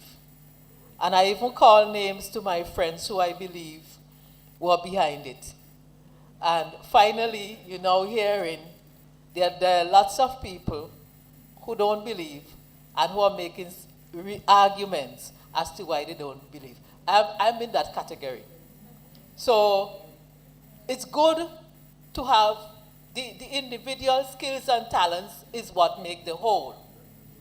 But in the umbrella organization, it's the individual groups, the individual organizations that make the whole. And so if we're into nation building, into community building, we have to find some group that we can work, with which we can work. So thanks, yes, we welcome individuals, we welcome their expertise, or they can come in from time to time and participate in a workshop, in a seminar, etc., and give their views, give their opinions, and so on. But to carry the weight of membership, you don't want to have 4 or 5 people hijack your whole agenda. Join a group.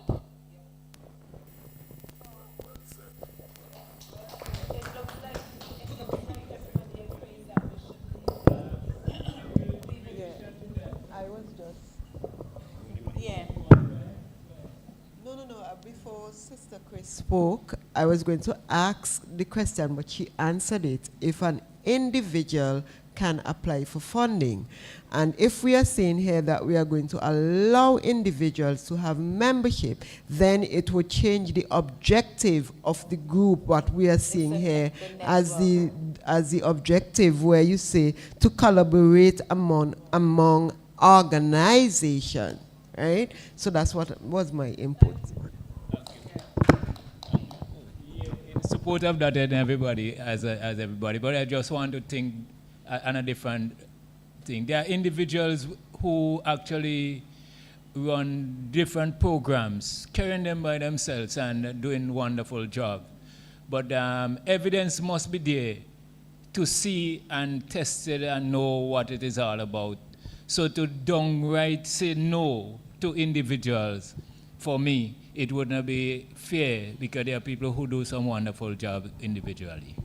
I agree with you, but let's understand, we all have different roles to play.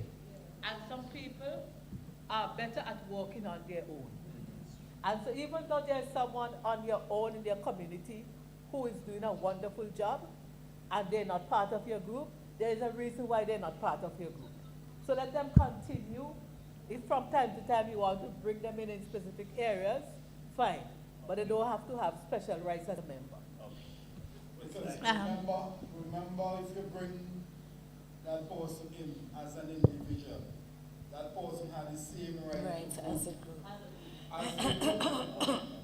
You know, so it's not getting pushing out that individual. As Chris said, that person can be part of the organization. They can contribute, they can volunteer their services, but they have no voting rights. You wanted to say something, the lady in green? Yes, please. Just for clarity, right? You said the organizations are being full members, right? And the organization have different members themselves, right? So does the organization has a representative to join the full membership, or it's everybody in the organization? Good question. Before we go, let's decide on, I think it's right now that we decide on whether we leave it at organizations based. All those in favor? Organizations based. Great. So we go on to the representation, and here is where I believe we should go to the bylaws, yes, because we can always change that. So it doesn't even have a heading as to what we're raising here. How would the organizations be represented? That needs some discussion. Exactly. That needs to be discussed, and maybe have another, maybe it can fit on the application process, but let's talk about how the organizations will be represented. The entire group, a few members, 1 member, 3 members.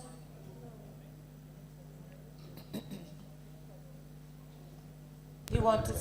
I just want to say something. I think that every group is supposed to have their own executive to represent when they have something like this. To me, that's the easiest way. Yeah. Or the best way. Every group has this president and so forth. Right. So when they come to the meeting, that group, he's the person speaking for the entire group. Makes sense, but just the president, or? No, a president, secretary, treasurer, and so forth. My suggestion, 2 members of a group, of each group, would represent. Yeah, but you must. We leave to the community group to choose who they want, who they see fit in, could be on this network. So the group must have leadership. Every group must have leadership. So the leaders are chosen by the members. So to me, if you don't have that, it'll be chaos, in my opinion. Yeah, but I don't see how it would be, the point made by, can't remember she name. Carrie Bowman. Pat made the point that each group should decide who they want to represent them. But this is and what, how many? She said 2. But this is what I'm saying. This is, right. Yeah. Let's hear it.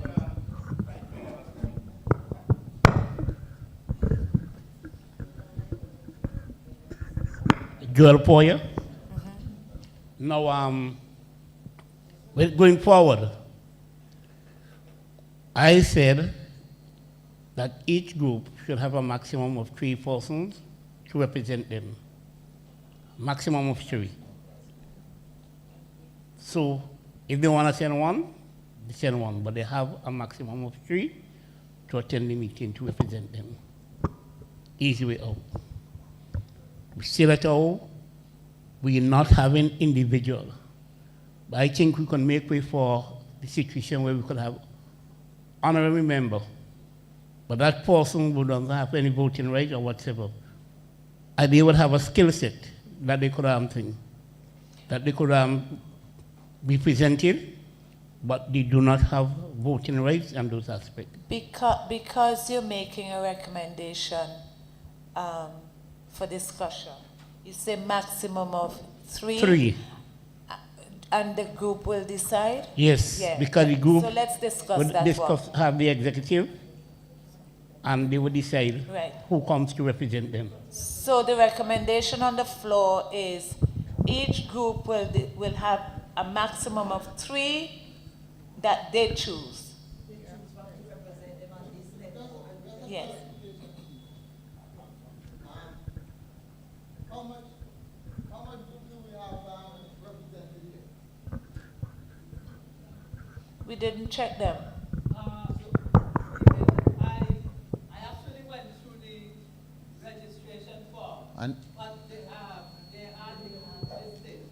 But we have groups also which are part of the network that aren't here today. So we can circulate that information, but we can't give you that information at this time. because the reason I was asking that is another question would have been if a gathering this size is good enough for like the network as a representative. Yes. You know? Yes. So we could, based on how much people here, ask ourselves if this is a good size or a good fit to really represent the network when they have this session and whatever. Yes.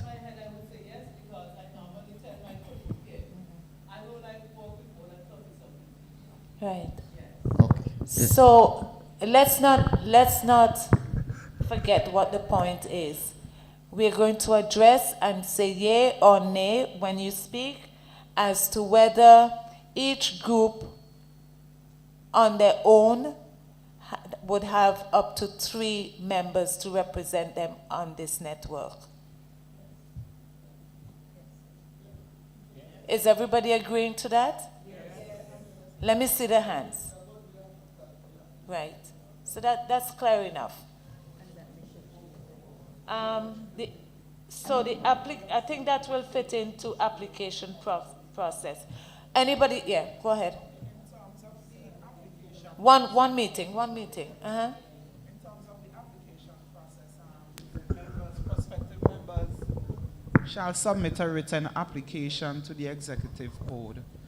I'm recommending that there be a format in terms of the application coming from the group, as in persons put in the relevant information. There should be like one outline that you should follow in terms of the application. So you should have a template, a form. Template, yes.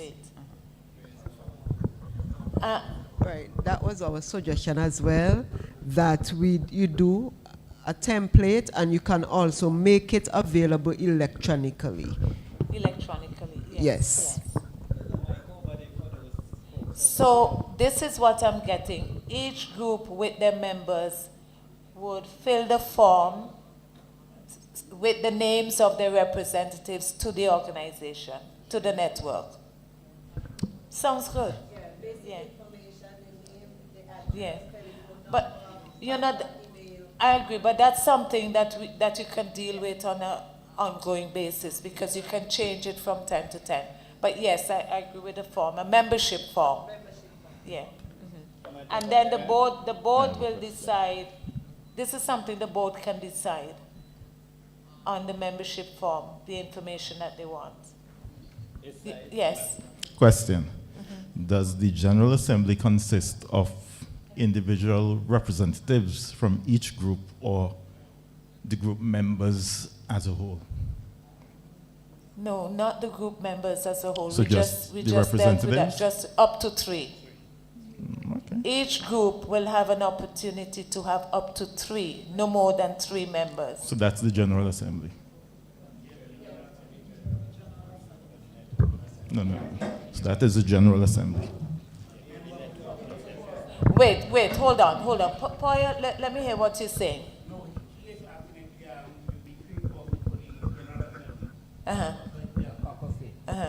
Yes. But the entire body of that grouping is a member of the organization. Right. Did you get that answer? No. Tell me where you get.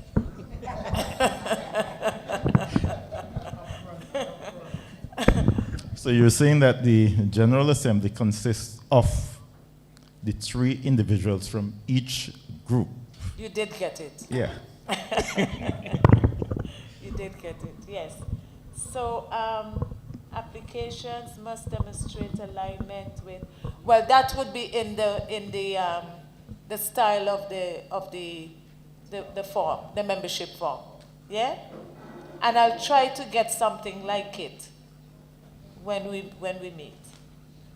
Are we satisfied with that? Categories, we already, now the only thing with the associate, are you clear about the associate members? You clear? All right. Rights and duties, any problems with that? Rights and duties? Good standing? Good standing? Yeah, uh-huh. 1 minute, 1 minute. Good standing? Go ahead. Okay. Members must pay annual dues as determined by the General Assembly. Is it, I think we had discussed, should it be at the beginning of the year or at the end of the year? And then, right. You want to elaborate on this in terms of the reason of reforms? Because we're NGO. Yes, and on that also too is that each group will have to raise their own fund because they are NGOs in order to pay the dues. Right. And your question raises a question that not even I address. When we spoke about the finances and AGM, we should have had what our financial year is. We don't have it here. Well, first of all, when do we pay the money? How often? The fees, the dues. How often and when?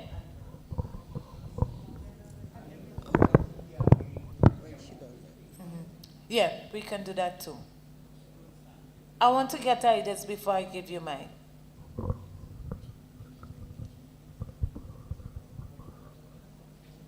Maybe quarterly. Poya.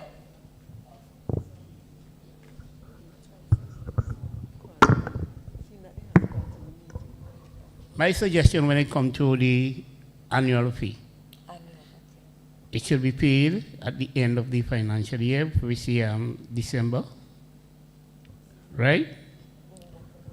And the amount? At the end or the beginning? Well, I was saying end, right? But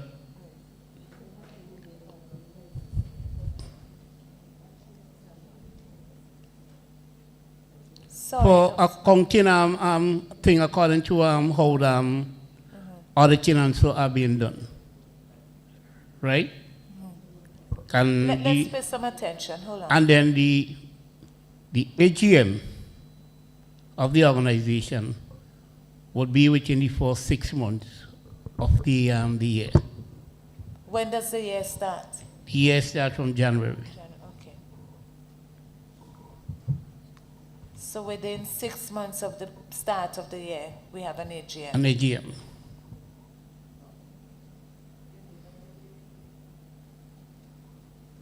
Yeah, but it doesn't say when we pay the dues, though. At the beginning. And one final suggestion is that I am proposing that the fee shouldn't be more than $100 for a grouping. Shouldn't be more than $100. Shouldn't be more than $100. Now, here is the recommendation. Our financial year would start in January. We pay dues at the beginning of the year, and the dues will be no more than $100 per membership, which is the organizations. Yeah, and the AGM naturally would be the end, if it begins, if it begins January, you should have an AGM by December. Some groups don't get it organized, but it should be no later than June. I think June is too long. I think no later than March, the first quarter. You agree? I was just wondering why the financial year end has to be in December. It doesn't have to be, it's could just a recommendation. Okay, because the thing about it is December is a kind of funny month for a lot of people. Even to have a meeting and to have this and to have that. And you have so much months in the year. To make up March, when people come off for Christmas and probably will have a little bit more free time and money and stuff like that. And it's when tax ends, isn't it true? The Yes, tax year? I think so, yeah. The tax year ends April in March, or June, right? for that matter. But I don't think, in my opinion, December is not really ideal. There's an opposing view, not January, but March. Right. I mean, it would start April. Yeah. I was really agreeing with her that we go for March, April, right? Because March. yeah, April to March, That's the right? tax year. That's what I was agreeing with her as well. Okay. Those in favor of March, how we go? April to March. Those in favor, April to March. You say no? No, I said yes. We discussed waivering for groups who may be struggling. We'll get to that. Hold on to that point. So everybody agree April to March, the yes. financial year. Yes. And we pay dues in April. Yes. Good. $100. Yes. Okay? Right. So the next question was to waive, sorry. Sorry. Before you reach at the waiver, we're going back a little bit to full members, national and community-based organization. So we were suggesting an operative word there that actively involved group. Yeah. Right? And also something to make it more vivid that even though you are not registered, but you're an active, involved group, that you can also be a member.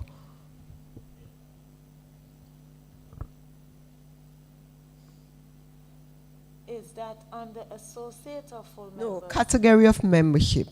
Full member, national and community-based organizations, registered or actively involved. Yeah.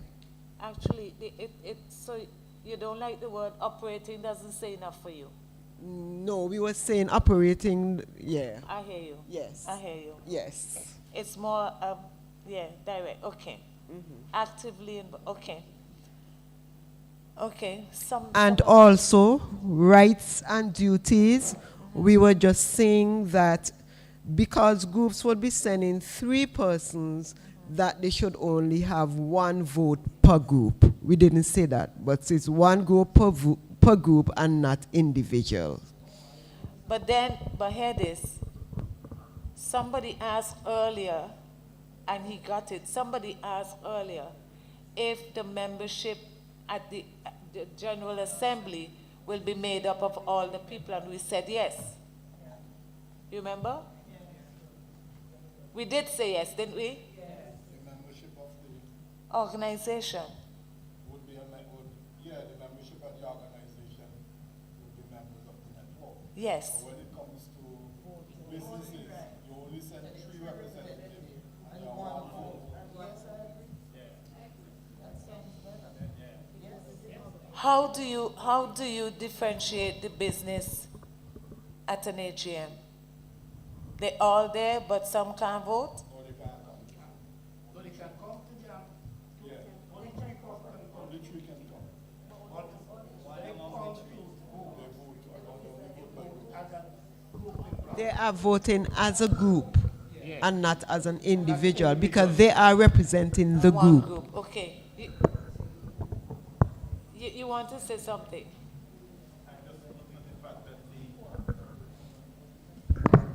The General Assembly will be extremely small then. I'm just thinking. I don't think it matters. Huh? Yes, but I believe you have an idea as to how many groups are in St. Vincent. But would there be, I think they only be small if there are about 12 organizations. I think that put it,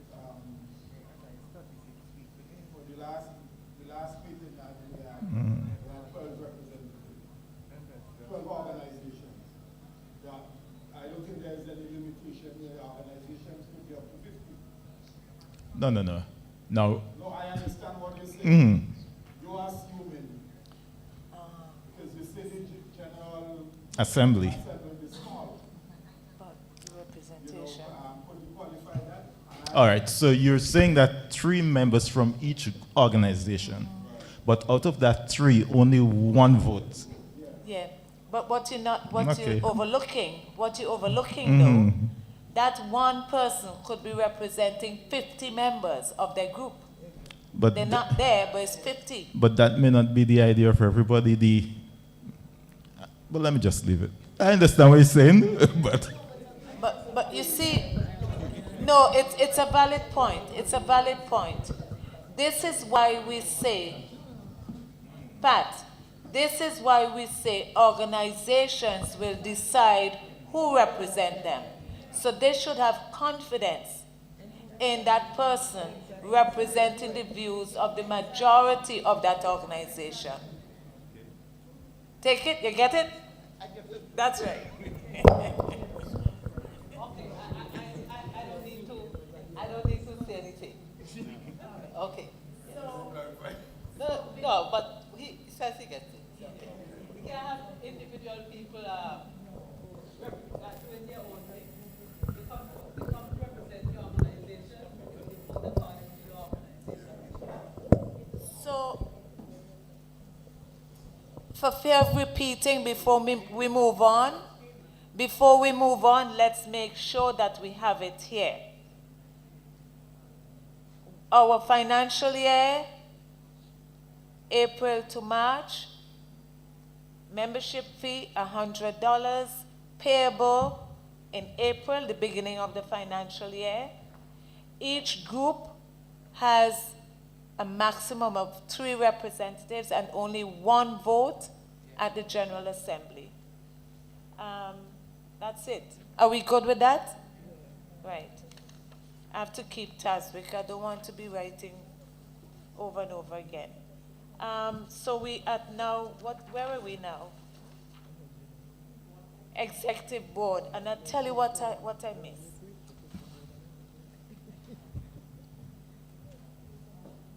Please listen and make note. Go on. Go ahead.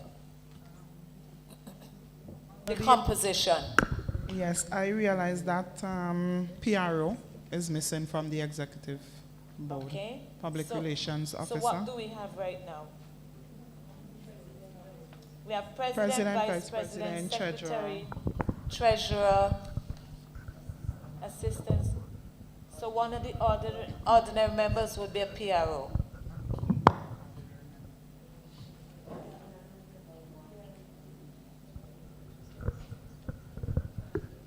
Okay. Clarity of expectations. As things might change, we would have, each officer will have a written description of their role and responsibilities, so that would be approved by the General Assembly. Members shall be briefed annually on their duties to ensure accountability and transparency. You happy with that? Good. So try and make some notes from what I'm going to read. I have to get it in. Election, under that same committees, right? Is it committees? No. Executive board. Election and term, that's the heading. All board members, this is what I missed, so I want you to write it down for us to agree so that I can have it when I do this again. All board members shall be elected by the General Assembly. Good. At the inaugural AGM, that's the first one, half of the board members shall serve 2-year terms, and the other serve 1-year term to establish a staggered continuity. Before we move on, 2 years and 1 year.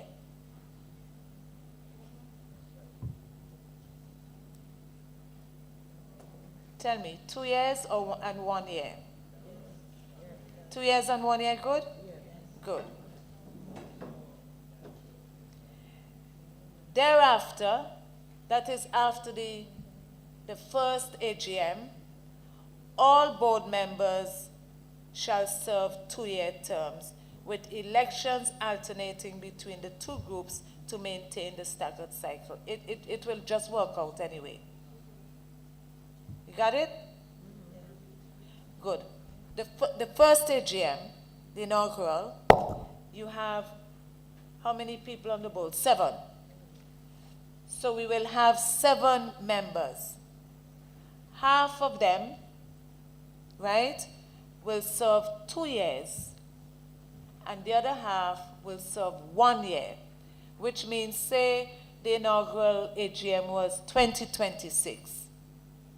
In 2027, you would have one set of, well, all the members would have served 1 year, but half of them would have another year to go, and the other half, their year finish in 2027. So they'll be up for election, and they don't have to win, but they'll be up for election. So it'd be important for the presiding officer at the inaugural meeting to manage that very well and have the voters vote those for 2 years and those for 1 year. Am I making sense? Yes? There's a mic up there. The question is, how many times can a president serve? I would go beyond that. How long can an officer serve on the board? How many 2 terms?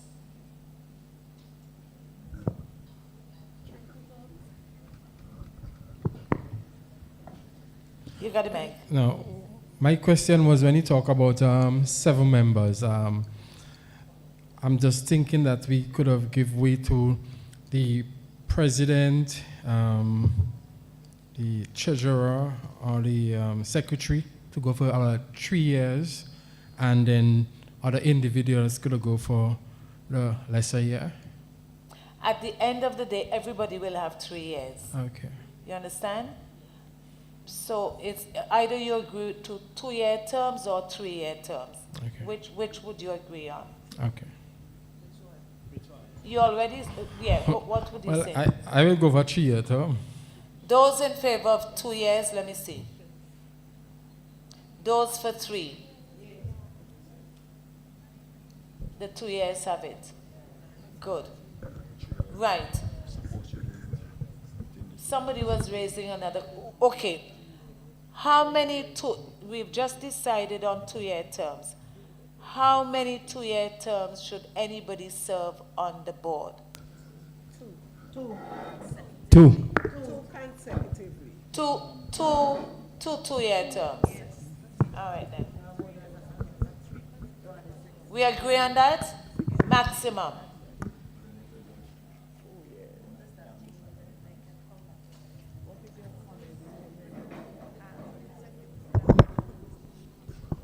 Question. If they serve 2 consecutive terms and then they're out of office, can they be re-elected again? You guys thinking. Right. You are thinking. Now, the question is, after your 2-year term, you leave, can you come back? How long after you can come back? How long after can you come back? 4? Makes sense. 4 years. Everybody agrees with that? So you serve 2 terms of 2 years and you stay off 2 terms. Yeah? You're not happy with that?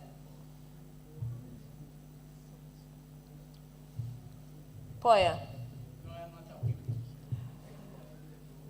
Say why. Let's listen to why he's not happy with it. Let's listen to why Poya is not happy, so we might change our minds. I don't know. Come, let's hear it. Now we are looking for continuity, okay?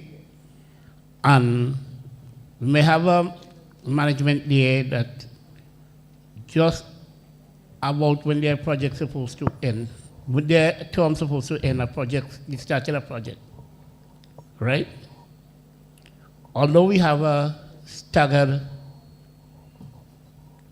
representation, where some will serve two and then you have repeat. These persons who may be going off, although they can be working from their individual group back with the executive, may have an important role to play, because sometimes they may be the key person that they is operating. So while I may look at 1 year after they don't serve the 2 term, that they be off, and then they can come back on. I see it happening in other organizations that I belong to. Okay. Anybody has any response? I'd like to respond after you. The lady who said two-year terms, let me hear what you... Back yourself, come on, back up your point against him. I was just looking at how we tend to be complacent when you're in position for too long. I like the idea of the serve 2 off 2. And there are ways you can use that person if they were involved in a project and so on and so on. You can invite them to a committee, because what we didn't say is whether these committees have to have, and here's an opportunity to get other people involved.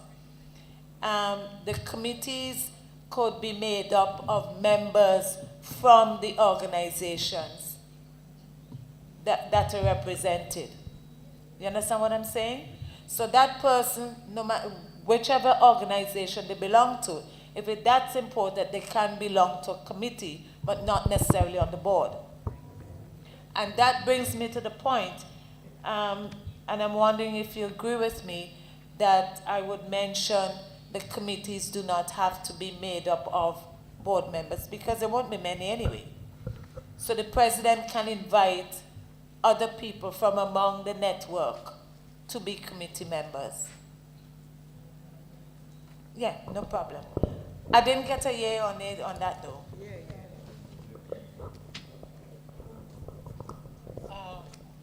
Let me just make an input on this general idea. First of all, I agree with the idea of 2 + 2 and then have a break. One of the things I want us to take on board is that whoever is elected on behalf of the network. And while we all have our ideas, etc., the ideas which would be dominant would be the ideas that come from the network. One of the problems we have in governance is that even though people might put out a program, they still want to go with their specific idea. And so every time you have a different leadership, you have a different program. And you can never get progress that way. It is what is seen throughout different organizations of all sorts. And so one, we want to do things that would engender progress. And secondly, democracy is also about having the greatest participation that you can have. And so you want to have a system that would allow as many people as possible to serve. And not only to serve, but to grow. And sometimes, too often, we have the impression that there are only certain people with certain competencies that can lead, and the others do not ever get a chance to grow. There is an incident that I will never forget, and it happened at the beginning of my involvement in this type of development. Andrew did mention of my involvement in Rosal. When I started, I was 18 years old. And when at one of our elections in our community group, there were two persons nominated to be the secretary. One was a teacher, and one was an ordinary person, not well educated. And the teacher was elected, I think because most people felt that the teacher was more competent. And afterwards, we had a conversation with the other person who was devastated. And I will always remember what she said. She said, "I could have learned." She knew that at that point in time, she was not as competent as the person who was elected. But she was convinced that she could have learned. And so I want to say that to us today, that this is part of capacity building.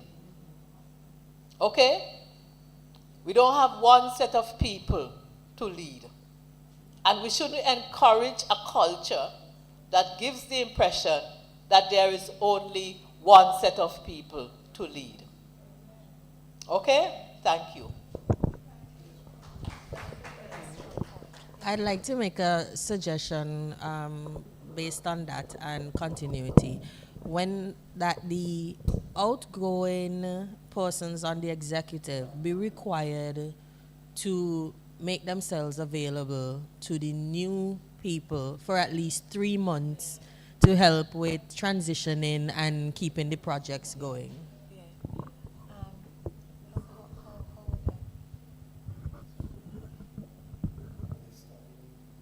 Yeah, the staggering would help, but I think she's more specific. Because the president and secretary can shadow you know, there's a problem with that, you know. Some people vex to come off, and they might do it. Right, but it's supposed to be solving. Yeah, but if they don't want to, would you force them?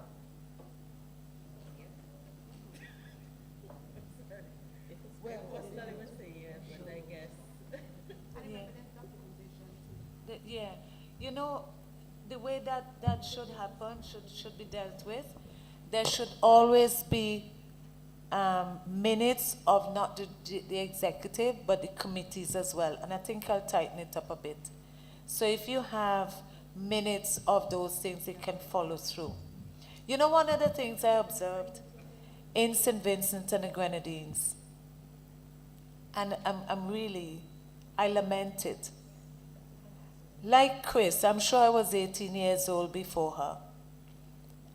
At 18, we were very active in groups. And nowadays, people of 40 maybe and low, they don't know one single thing about how organizations operate. Not a single thing. So, very good idea, but I think the way it can be done here is to ensure that we hold people accountable. The officers and the committee chairs. At the meetings, they will present their minutes of what they do as committees. That's the way I see that happening. Agreed? Yeah. There's a thing that you call in whether business organizations institutional memory.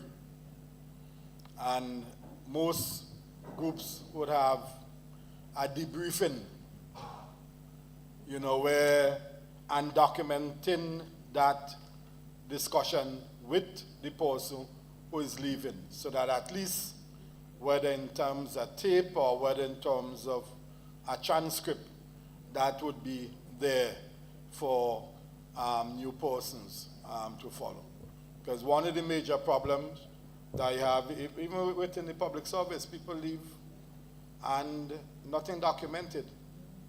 You know, so that is something that we can take the lead within these organizations to ensure that we maintain or sustain or put mechanism in place. I don't know how you put it in the, whether you can put it in a constitution or the bylaws, yes. Yes, to ensure that, that the institutional memory would be sustained rather than the hemorrhaging of the institutional memory. Yeah. Very good point made. So we are at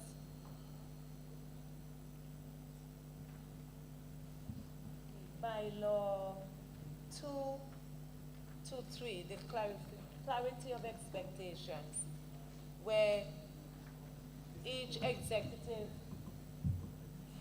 executive will write out job descriptions for the different people, and that can be changed.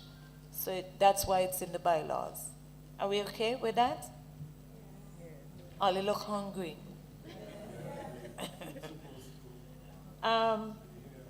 Now this is important. Let's do bylaw 3. We nearly finished. Bylaw 3, the committees. Now, I got an idea. I'm not sure how I would put it in words, but let me tell you what wording I'll put to reflect that the committees will be formed by the executive, not the assembly. I think it's two things. The assembly, and nominate. It would be the appointments will be based on nominations from among the membership. Yeah? You look lost. The gentleman there, you look lost. No, that's what our group was actually proposing. Yeah? Yeah. Okay. If I could interject here again. If I could interject here, 2 small points. Those organizations which were given a template to submit to CEPO with their groups, that template has the roles and responsibilities of the specific officers defined. So you could just lift it and adjust it from that. Yes, number 1. Number 2, the subcommittees are excellent avenues for persons with specific skills to share their expertise. You can always co-opt, recommend, etc., persons with specific expertise to be part of those committees.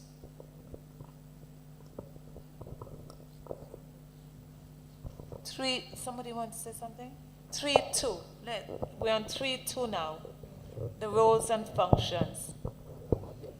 As I said, these were suggestions about the committees we can have, and it's reflected in the Constitution. Did any of the groups come up with anything else, or to change one to the other? I can see the community outreach. That will be that can be chaired by the PRO. Yeah? The finance committee.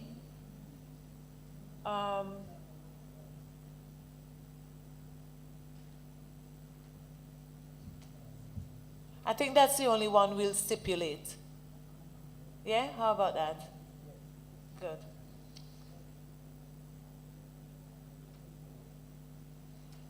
Clarity, the chair, oh, I said it here, I didn't even realize I did.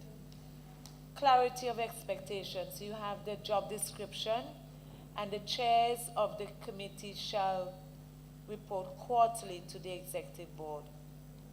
That's the committee doing that. And that will cover the point you were making, you know, so you don't get lost. Somebody could follow through. But what is important is the strength of the secretariat. The secretary of an organization is crucial. I've seen too many organizations here, you don't know where the minutes are from one to the other. Yeah? No, I better not say anything because I might give it away. Quarterly meetings, the annual general meeting, that is by law 4. Annual general meeting held once per year, and here we can put once per financial year, which, yes, go ahead, sorry.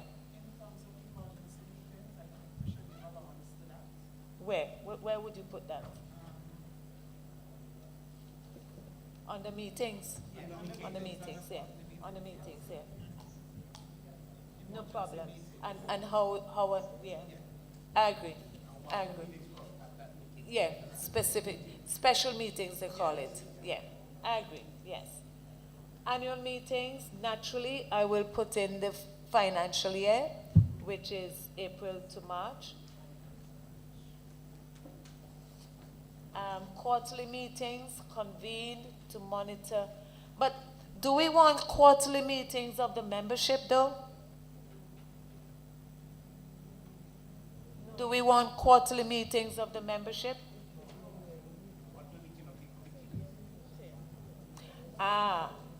Yes. We should have, I agree, quarterly meetings of the committees. Quarterly meetings of the committee, yes. And the executive is annually. No, the executive is monthly. Monthly. Executive monthly.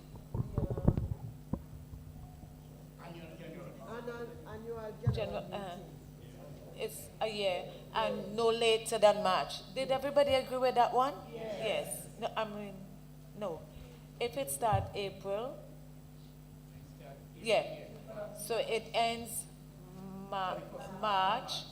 So it should be no later than 3 months. April, May, June, July. No later than July. Committees shall present reports. These meetings are serve as checkpoints. Exactly. These meetings, the quarterly meetings, shall serve as checkpoints to maintain transparency, accountability, and momentum throughout the year. We guys are spot on.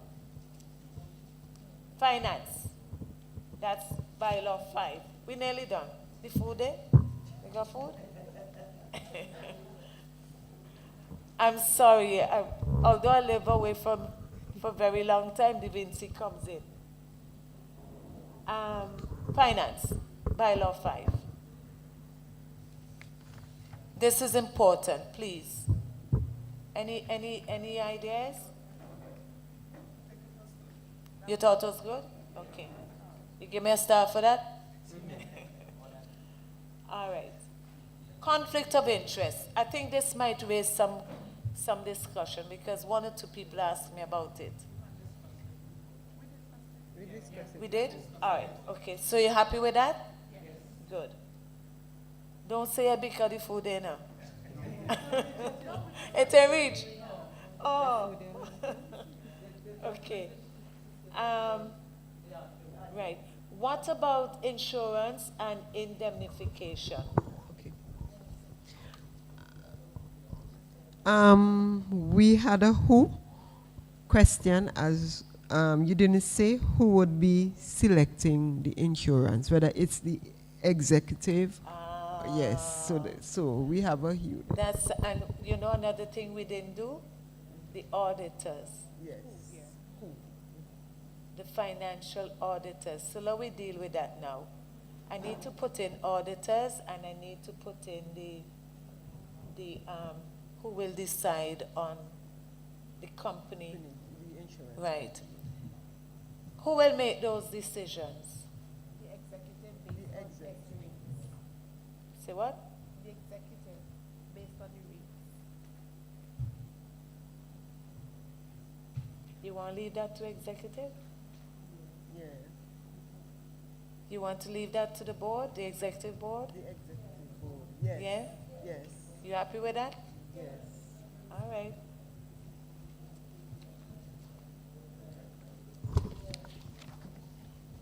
Amendments, simple majority. I mean, you don't really want to have this protracted. You don't like something in the bylaws, you go to the general body at the during the at the AGM and change it. What we didn't do is the notice. We didn't do the notice. Huh? Go on.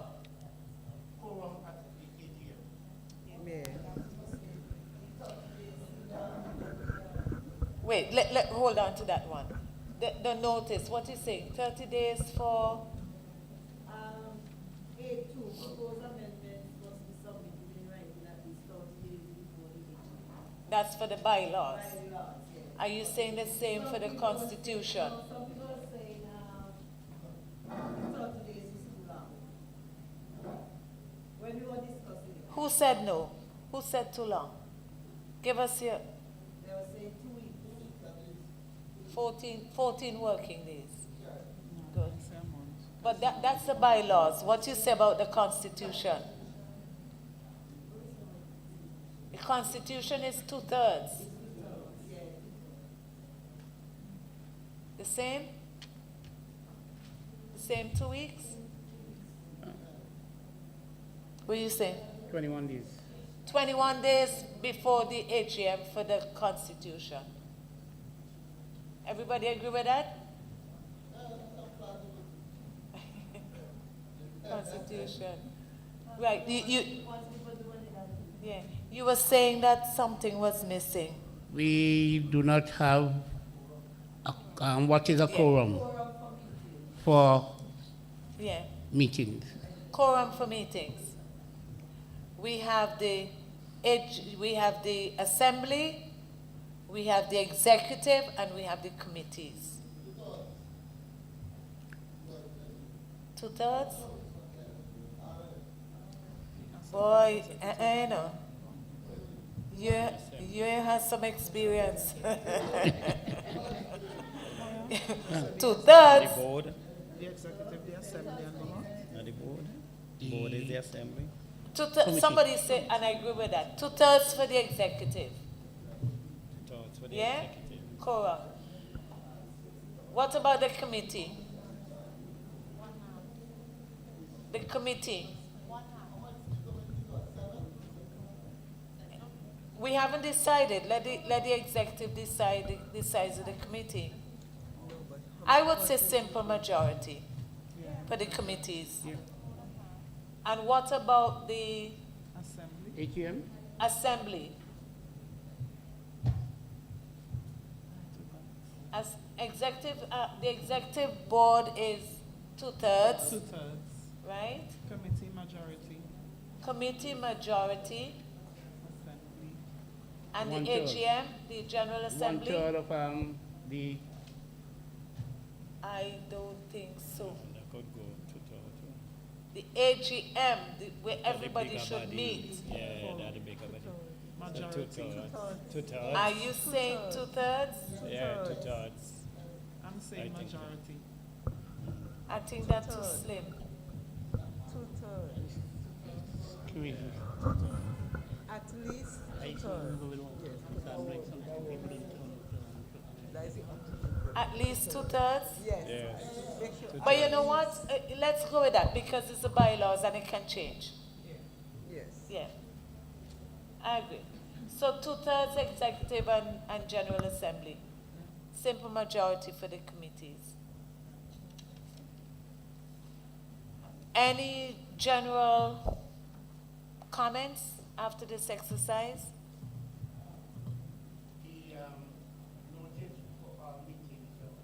The same format, whereby the notice for all meeting should follow the same format. And what is that? And what that is like the annual general meeting, you have the notification in the papers and all media, running for 3 weeks prior to the meeting.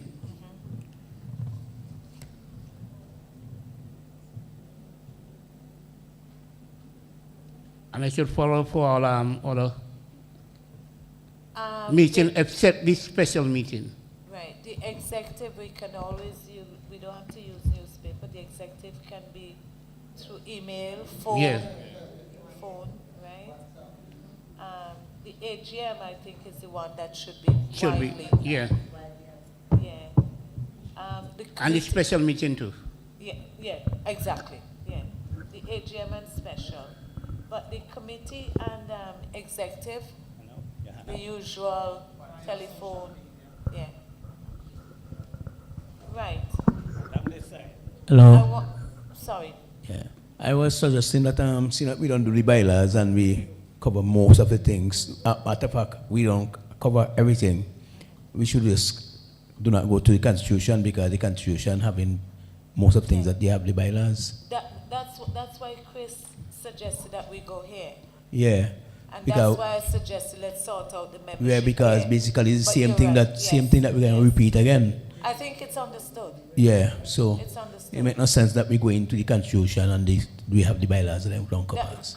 Chris was ahead of you. Yeah. Okay. Unless anybody has anything on the Constitution that you're going to raise. But I don't think we need a special session, yes? Sorry?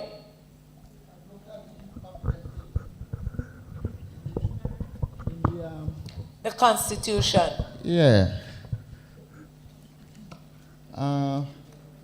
They're looking a bit broad to me. I mean, I could be wrong, eh? It looked more like strategies rather than objectives. In saying that we must be able to measure the objectives. So whatever methodology that we use, it must be able to measure the objective that we put forward. And I don't see, in this case, we might be able to measure these. Right. That's just me based on my little It's a good point. layman It's a very knowledge. good point, but let me respond. You remember we said the framework. The Constitution is a framework. One of the things you must never do, even in everyday life, do not be too specific about anything. Leave it to interpretation. Now, for example, and that's a legalese, eh? Strengthen collaboration. If I go tell you to strengthen it, we must how can you strengthen something? Tell me, give me something that you could strengthen. Joining forces or something like that. You have to do it. If I say go down the road to strengthen it, you must go out and meet people every day. In the Constitution, you have to do it. But if you leave it like that, it's up to interpretation. And if you're dealing with somebody like me, then I could have several interpretations to that. And anyone you come to me with and I don't like it, I could counter it. So you leave it to the majority at the time. Make sense? Yeah, it's broad enough for interpretation given the time and people you're dealing with. Yes? Yes, gray area could be taken to court, and it can, custom and practice can determine that gray area. If you're used to doing something all the time, and then you divert and somebody challenge you, you go into court and they say, this is custom and practice. This is how we've been doing it all the time. So the other person don't have a leg to stand, and he watching me like he... I can be a devious person, yes. I see the look on your face. Yes. No, but does it answer your question? Yeah. In the Constitution, it's good to have it broad, left to interpretation. And then the people who are working with it, because it won't be us, and we want to put something together that other people, future generations, will have it.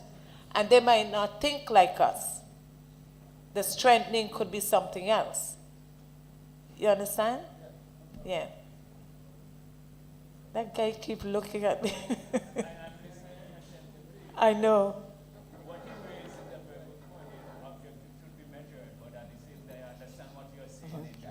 If you want to measure it, go here. And I think we've done enough to do these things. Yeah, thank you. Well, thank you for the opportunity. I don't know if you have, but I've enjoyed it. It's things like this I like. I like sharing information. I have learned, and I hope you have learned a thing or two as well. Well, what's the agenda? The agenda finished? What are you saying?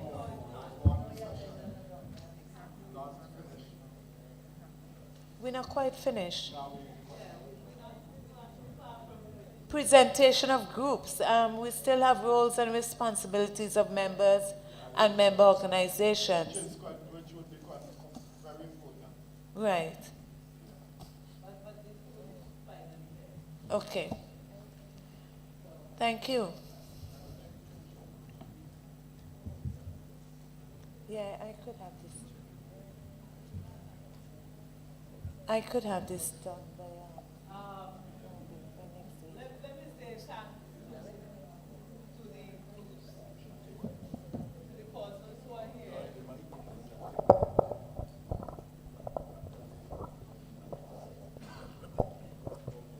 Let me say thanks to everyone for your participation. And while we were having the discussion, you see that you have signed a form and given your representative organization. We have about 10 organizations on the form that you give me. And there are several which are not here.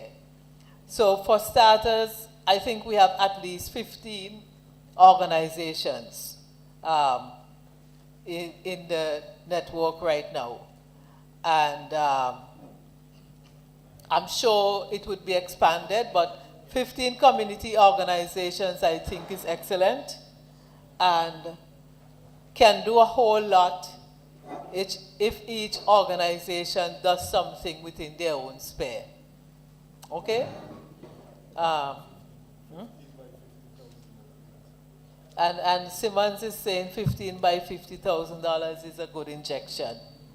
And that's separate and distinct from what the network can pool for itself and on behalf of the other organizations. Okay? I hope, because I've been with this group for the last 2 or so years, and almost every other time we meet, there are different faces. And I hope this time, because you're so involved in what we are about to do, whenever you get the call to come, if you can't come, find somebody else from your organization to come for now. The next session will be about June. Yeah? Okay. Before the second half of June, when people start to get into Yeah, the carnival thing, yes. Yeah. So I would ensure to have this done, have the changes done by next week. If any of you want to see it before we meet, get in touch with Andrew or Chris, and I'm sure they'll share it with you. All right?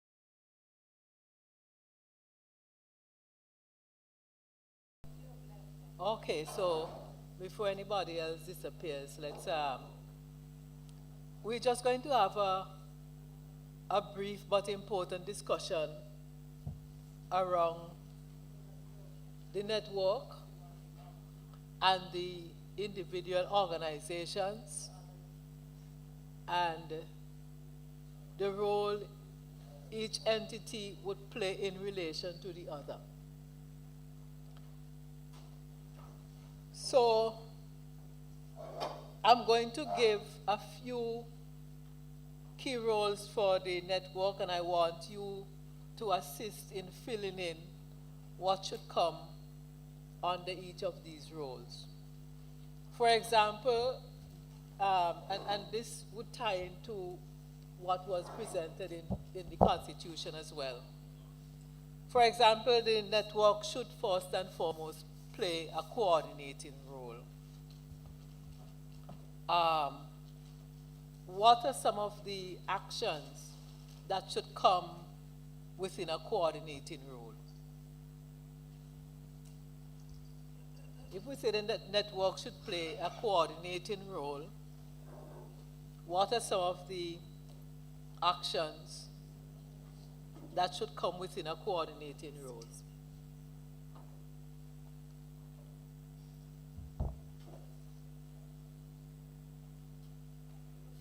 Huh? Yes. I'm looking for us to have an engagement, to have a dialogue.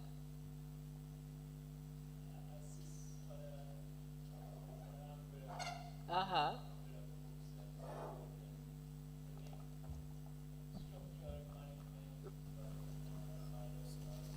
Okay.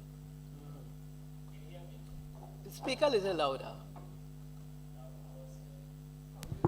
To assist other groups in the umbrella in terms of management, the organizational structure, wherever they need support. Okay, remember, let's bear in mind, the network is not an organization unto itself.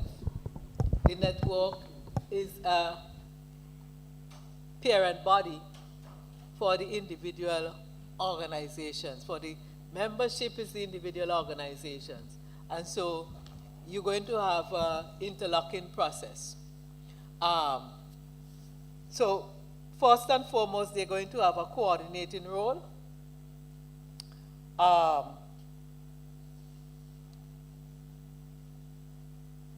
Which, yes, The network. The network would have a coordinating role with the organizations. Yes. So that's what I said. What came out from the Constitution should fit into this. Just bringing together. Yes. People of different organizations, skills. So it would coordinate by giving, one, support to the different organizations.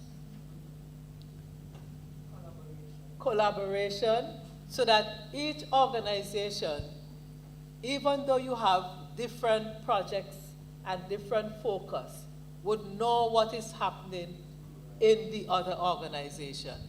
So while you would be an organization within your own right, you would have a collaborating function with the other units. Yes, Poya? In terms of networking information, that could assist each other. Information sharing? Yes. Yes, information gathering and distribution. Okay? So that would be part of the role of the network in terms of coordinating. Also using resources. Yes. One of the things the network should be able to do, because it is a network, just before we broke just now, Dr. Simmons was saying that with the new environmental organization that would be replacing GEF, like GEF, small organizations would be able to access $50,000. Now the network would be able to access more than $50,000. And so, let's say, for example, we're going to do a program on getting people to buy in more into solar energy. Okay? One community group might focus on one aspect. Another can focus on another aspect. But the network can coordinate the whole venture and therefore be able to garner greater financing that would be able to complement what individual organizations would be able to do. You understand what I'm saying? So that's a coordinating role. The network would also be able to play a role of representation.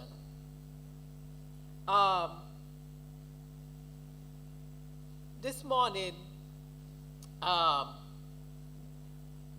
the issue of flash flooding was raised. I can speak of the case of North Windward. I do not live in North Windward, but I've been traveling to North Windward frequently for several decades. And prior to 15, 20 years ago, maximum, you didn't have this constant flash flooding through all the dry rivers that we have now.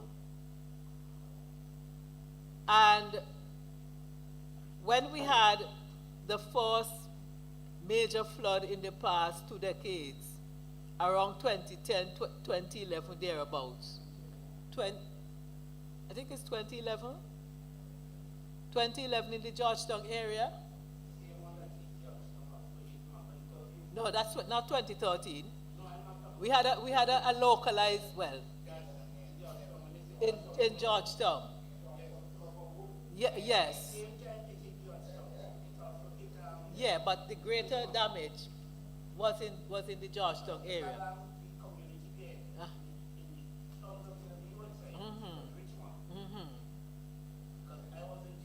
The forestry, yes.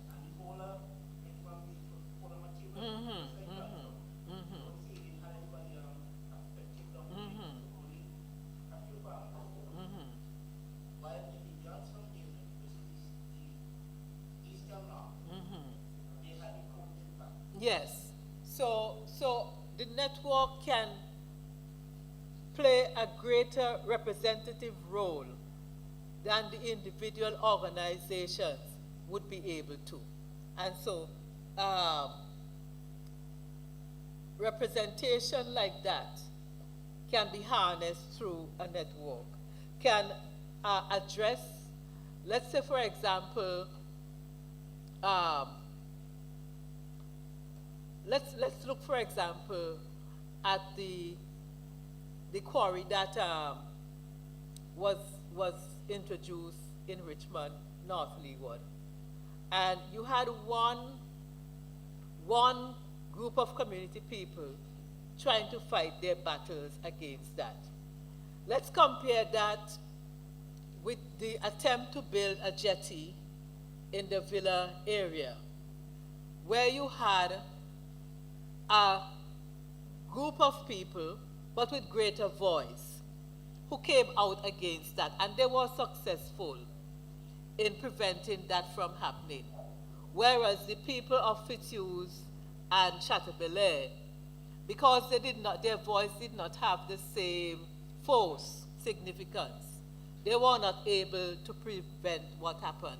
And I don't know how many of you have seen what took place there, but it's a real defacing of the environment. It is something which is quite awful to behold.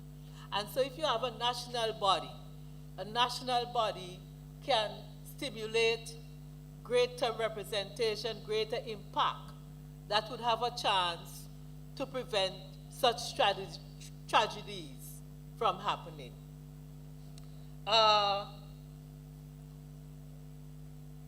In such a coordinating role, the network is better placed to provide a unified strategy. How do we go about things? And go about things in a unified way. And so you will not have 14, 15 different organizations with 14, 15 different approaches and cannot make an impact. If you have a coherent message, and if even you have 5 parts to that message and you have a spokesperson here dealing with that, a spokesperson there dealing with that, a spokesperson there dealing with that, but you still have a coherent, unified message. And things like that are better done through a network. Feedback?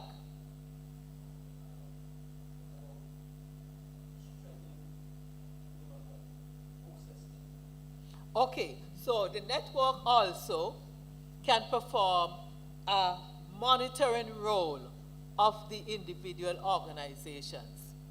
Monitoring role in the sense of supervising. Yes, you are an organization within your own right. Some of the organizations have already been registered. So you have the integrity of an organization.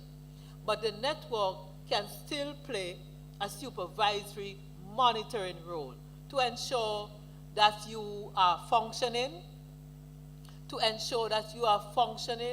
according to what we have agreed to as a body. Sometimes groups want to go off on their own, depending on who is the leadership, and say, oh, we're going to do this, or we're going to do that. One of the issues I have with groups in St. Vincent is that you would have a group, let's say the group is a neighborhood watch, and the neighborhood watch group would be doing health programs, they would be doing sports, they would be doing everything under the sun, and hardly anything to do with keeping their neighborhood safe. Now, if we say that the primary focus of our organizations must be with anything with the environment, climate change, sustainable development, you have enough space within all of that to work in those areas. The network should be able from time to time look at your program within the meetings and so on to make sure that our focus is maintained.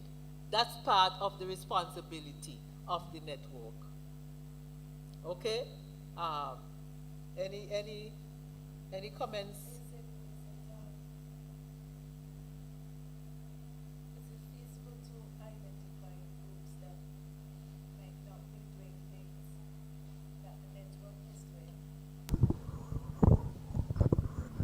Yes, I'm suggesting that we could also identify groups that very active, but not really doing the things that would align themselves to us, and maybe encourage it.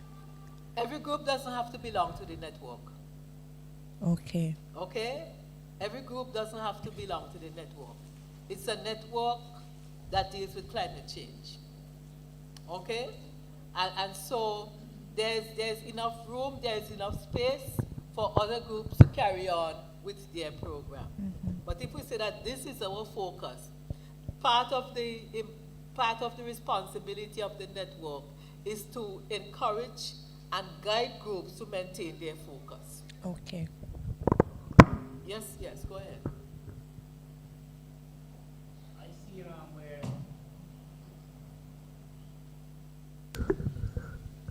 the network could deal with capacity building for the groups. Yes, we come into that. And also, I can see whereby you could have coordinated programs to encourage the younger ones to be more interested in protecting and addressing environmental issues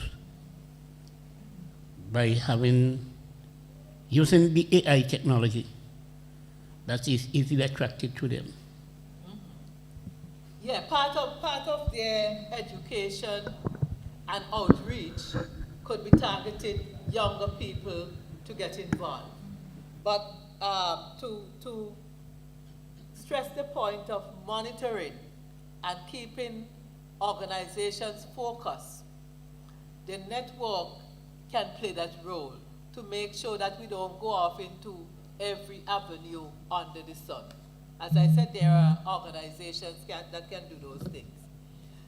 On the question of capacity building, that certainly would be one of the key roles for the network, to collaborate with the organizations to know what are the areas of weaknesses that they need to tackle, that they need to address, and to make sure that there's a common strategy based on where the different groups are, because each group is not at the same level, and each group would not have the same focus within the climate change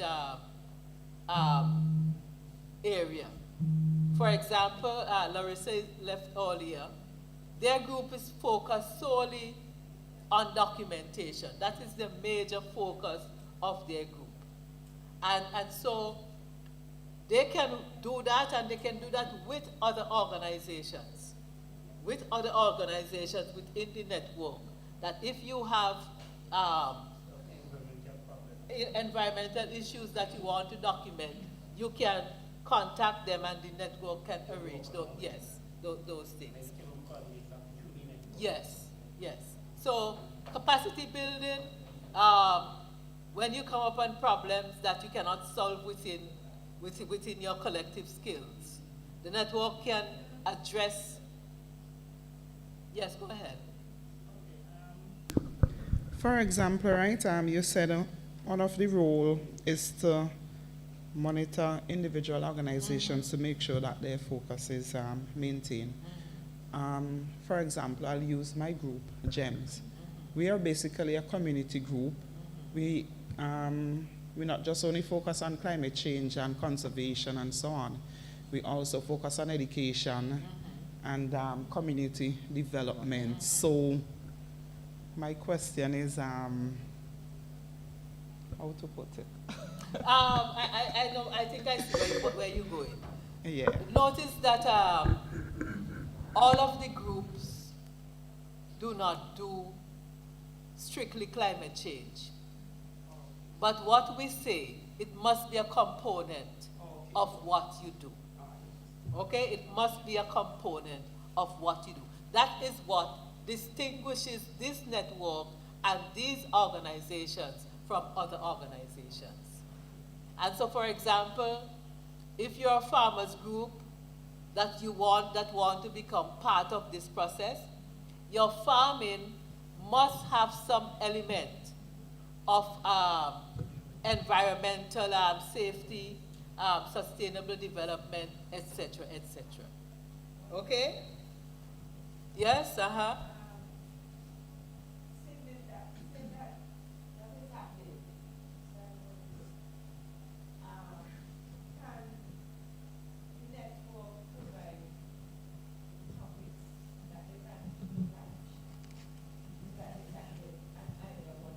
areas of focus, yes, yes. And that's a very useful role for the network, because sometimes, and let's say a group has an idea, but they're already working on two key things. Through the network, that idea can be transported to a different organization within the network that can focus on that idea. Okay? So yes, capacity building, key. We touched on this a little already, must be an advocacy body. What are the issues that are plaguing our country? What are the issues that are plaguing our communities from an environmental, from a climate change standpoint? What are some of the issues that are plaguing our communities?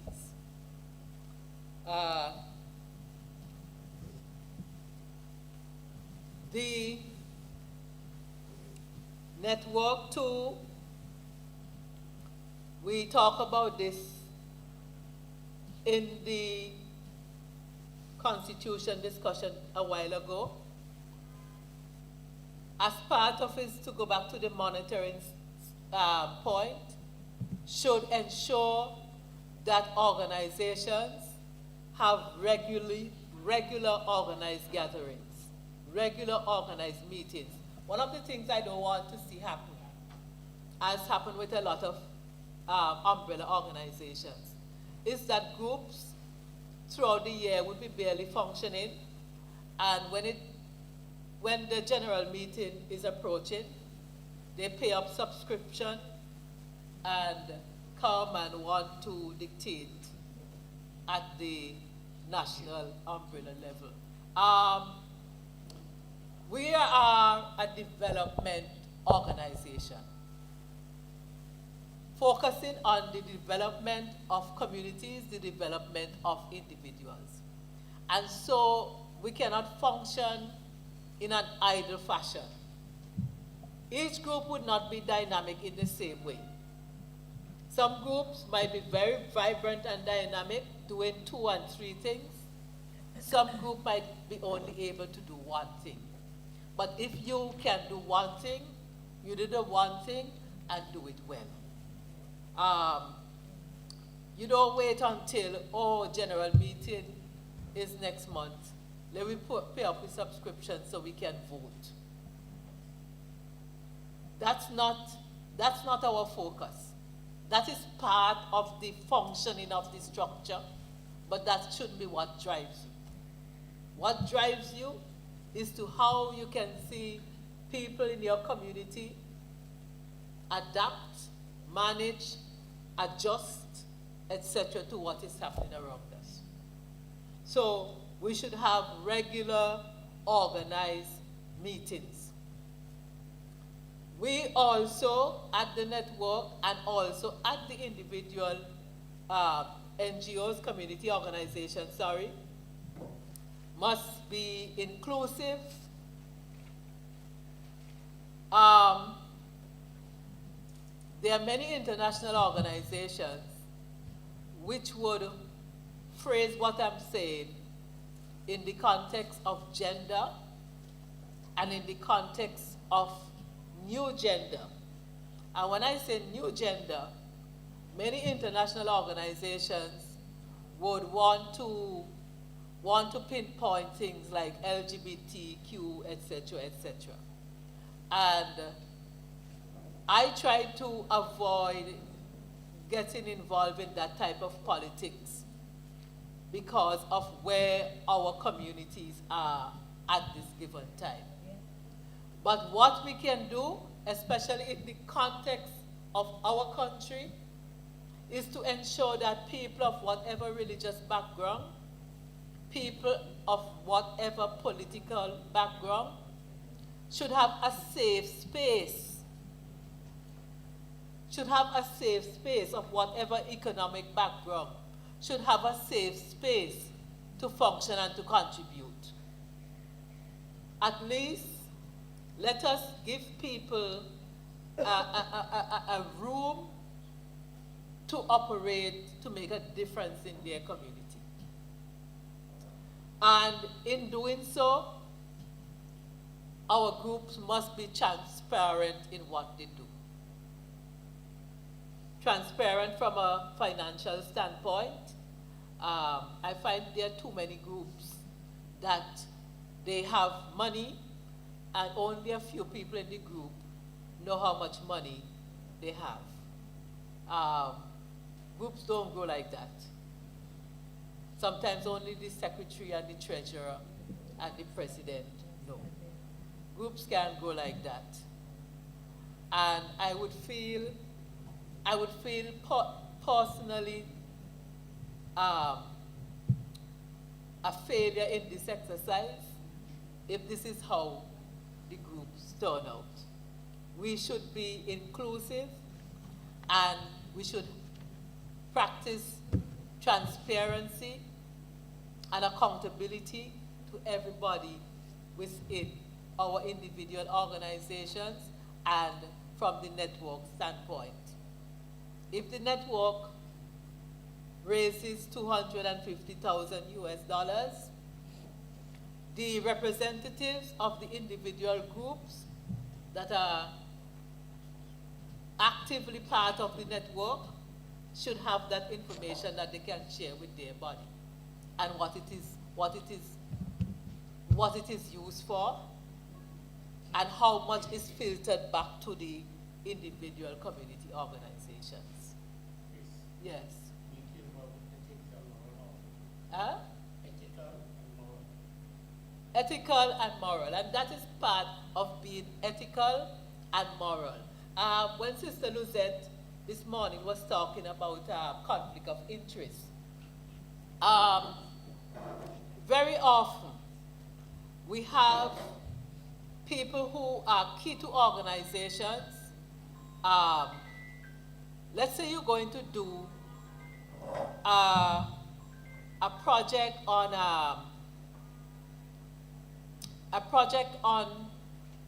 sustainable inputs in agriculture. Okay? You might have somebody within the network who knows that that project is going to happen and position themselves as an individual to get that as part of their financial benefit. That is not ethical. That is not ethical. Right now we're living in a country where it is very easy to be unethical and where we are very, very immoral. I was thinking just this week that we have become immoral in so many ways. In so many ways. And it's very easy for us to do these things without seeing that anything is wrong. And so we have to set our standards and maintain our standards. So what we're doing is, I'm wrapping up because I see people are leaving. It's no point to carry on. What we're doing is something that can grow and something that can be an example to other organizations. Can be of benefit to our communities and can be of benefit to individuals in ways that you don't realize. I said earlier that when I started in this as a volunteer, as an 18-year-old, I didn't think that I will be here today doing this. But I'm here because of all the experiences that I have gathered over the years. When I went to university, when I went to university to give me the knowledge and skills that would best apply to these kind of things, I got a scholarship to do that based on the experience that I had gathered. And so you are benefiting as well. You're growing as a person and you're gathering skills that can be useful to you and that can be useful to your community and to our country. So don't think that you are just giving. You're not just giving, you're also benefiting. Okay? Each of our organizations can be their own research organization. In terms of how you go about things, in terms of how you structure things, in terms of our development of our knowledge and validating our knowledge. And so, as we finalize this process today in terms of the Constitution, making the adjustments with your input and amendments, the next time we meet, we're going to have a formalized executive and a formalized body with representation from all of the organizations which have participated thus far in this process. Once the new organization comes on stream, I want each of our individual organizations to be in a position to benefit from whatever financial resources they can provide. And so I want between now and then that our groups to start to organize yourselves, start to map out your own agenda, that when we have our fourth general meeting, we would be able to use the individual organization's agenda to come up with a unified agenda. That we would be able to see that we have active bodies at the local level that can feed into the national, and that we can have a truly representative and functioning body. We don't want a network without, we can have a network without the functioning groups within the umbrella. Yes. So would we consider the next meeting in June as the inaugural? We can work towards that. Okay. We can work towards that. And for that to happen, each of our individual organizations must start to organize. Must start to organize. Get your membership, get your representatives. We say it would be 3 representatives per organization. Maybe for the first one, we might have more than 3 just for the inaugural. Might have more than 3 per organization. But get your structure going, get your focus going, etc. And be ready for when the registration form comes, that you can complete your registration form and be a validated member of our climate change network. And does every organization have to be registered? Yes, with the network. Yes, with the network. With the network or at SIPO? No, because that's a process. Okay. And so some organizations may not have completed their process. And because we are aware of that, I want us to think more in our business, to think more in terms of the spirit of the law than the letter of the law. So you understand what I'm saying when I say the spirit of the law rather than the letter of the law? So while we have rules and regulations, let us interpret our rules and regulations in a way that would benefit all the organizations, rather than to hurt. Rather than to rule against, let us find ways of ruling in favor, so that we can embrace. Let us do addition by addition and not addition by subtraction. Okay? Yes. So thank you very much for you who have stayed to this point. Thank you for your contribution. Andrew, you have anything to say before we leave? Okay. So thank you all. I don't know. Karen, do you have anything for anybody? No other business? You have anybody has anything they want to add? Any other business? Just right across here. Uh-huh. Okay, just a way of announcement, there will be a proposal writing and project management training with UNAID. That's Saturday, the 9th of May, 2026, and Sunday, the 10th of May, 2026, 9 a.m. to 5 p.m. at UWI Global Campus in Kingstown here. So for those of you who are interested in grant writing, project writing, registration is $20 for both days. That's if you want lunch to be provided. Okay? At UE. So where do I register? Persons can get the link from me after, if you're interested. Yeah. Okay? Anything else? That's it. Before you get up, let's... No, before we go, we have...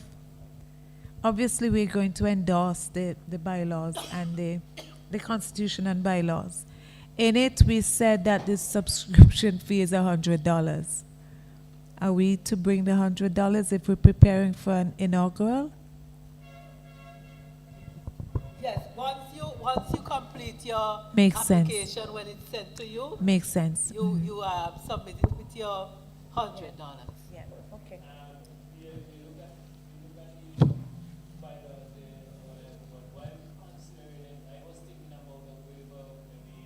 Oh, yes, sorry.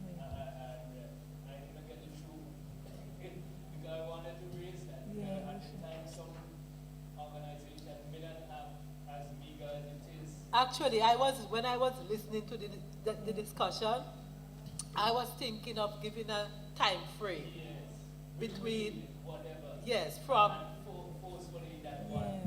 but still before the meeting, but within a time frame, by such and such a time. You should have insisted. I forgot. Yes, I was actually, when I was listening, I was thinking that. So thank you, Garfield. The Secretariat would send out the forms, the registration forms, but when you get the notice, it would say that the fee must be paid by such and such a day. Yes. Thank you very much. Have a good evening. Thank you, and Dr. Simmons.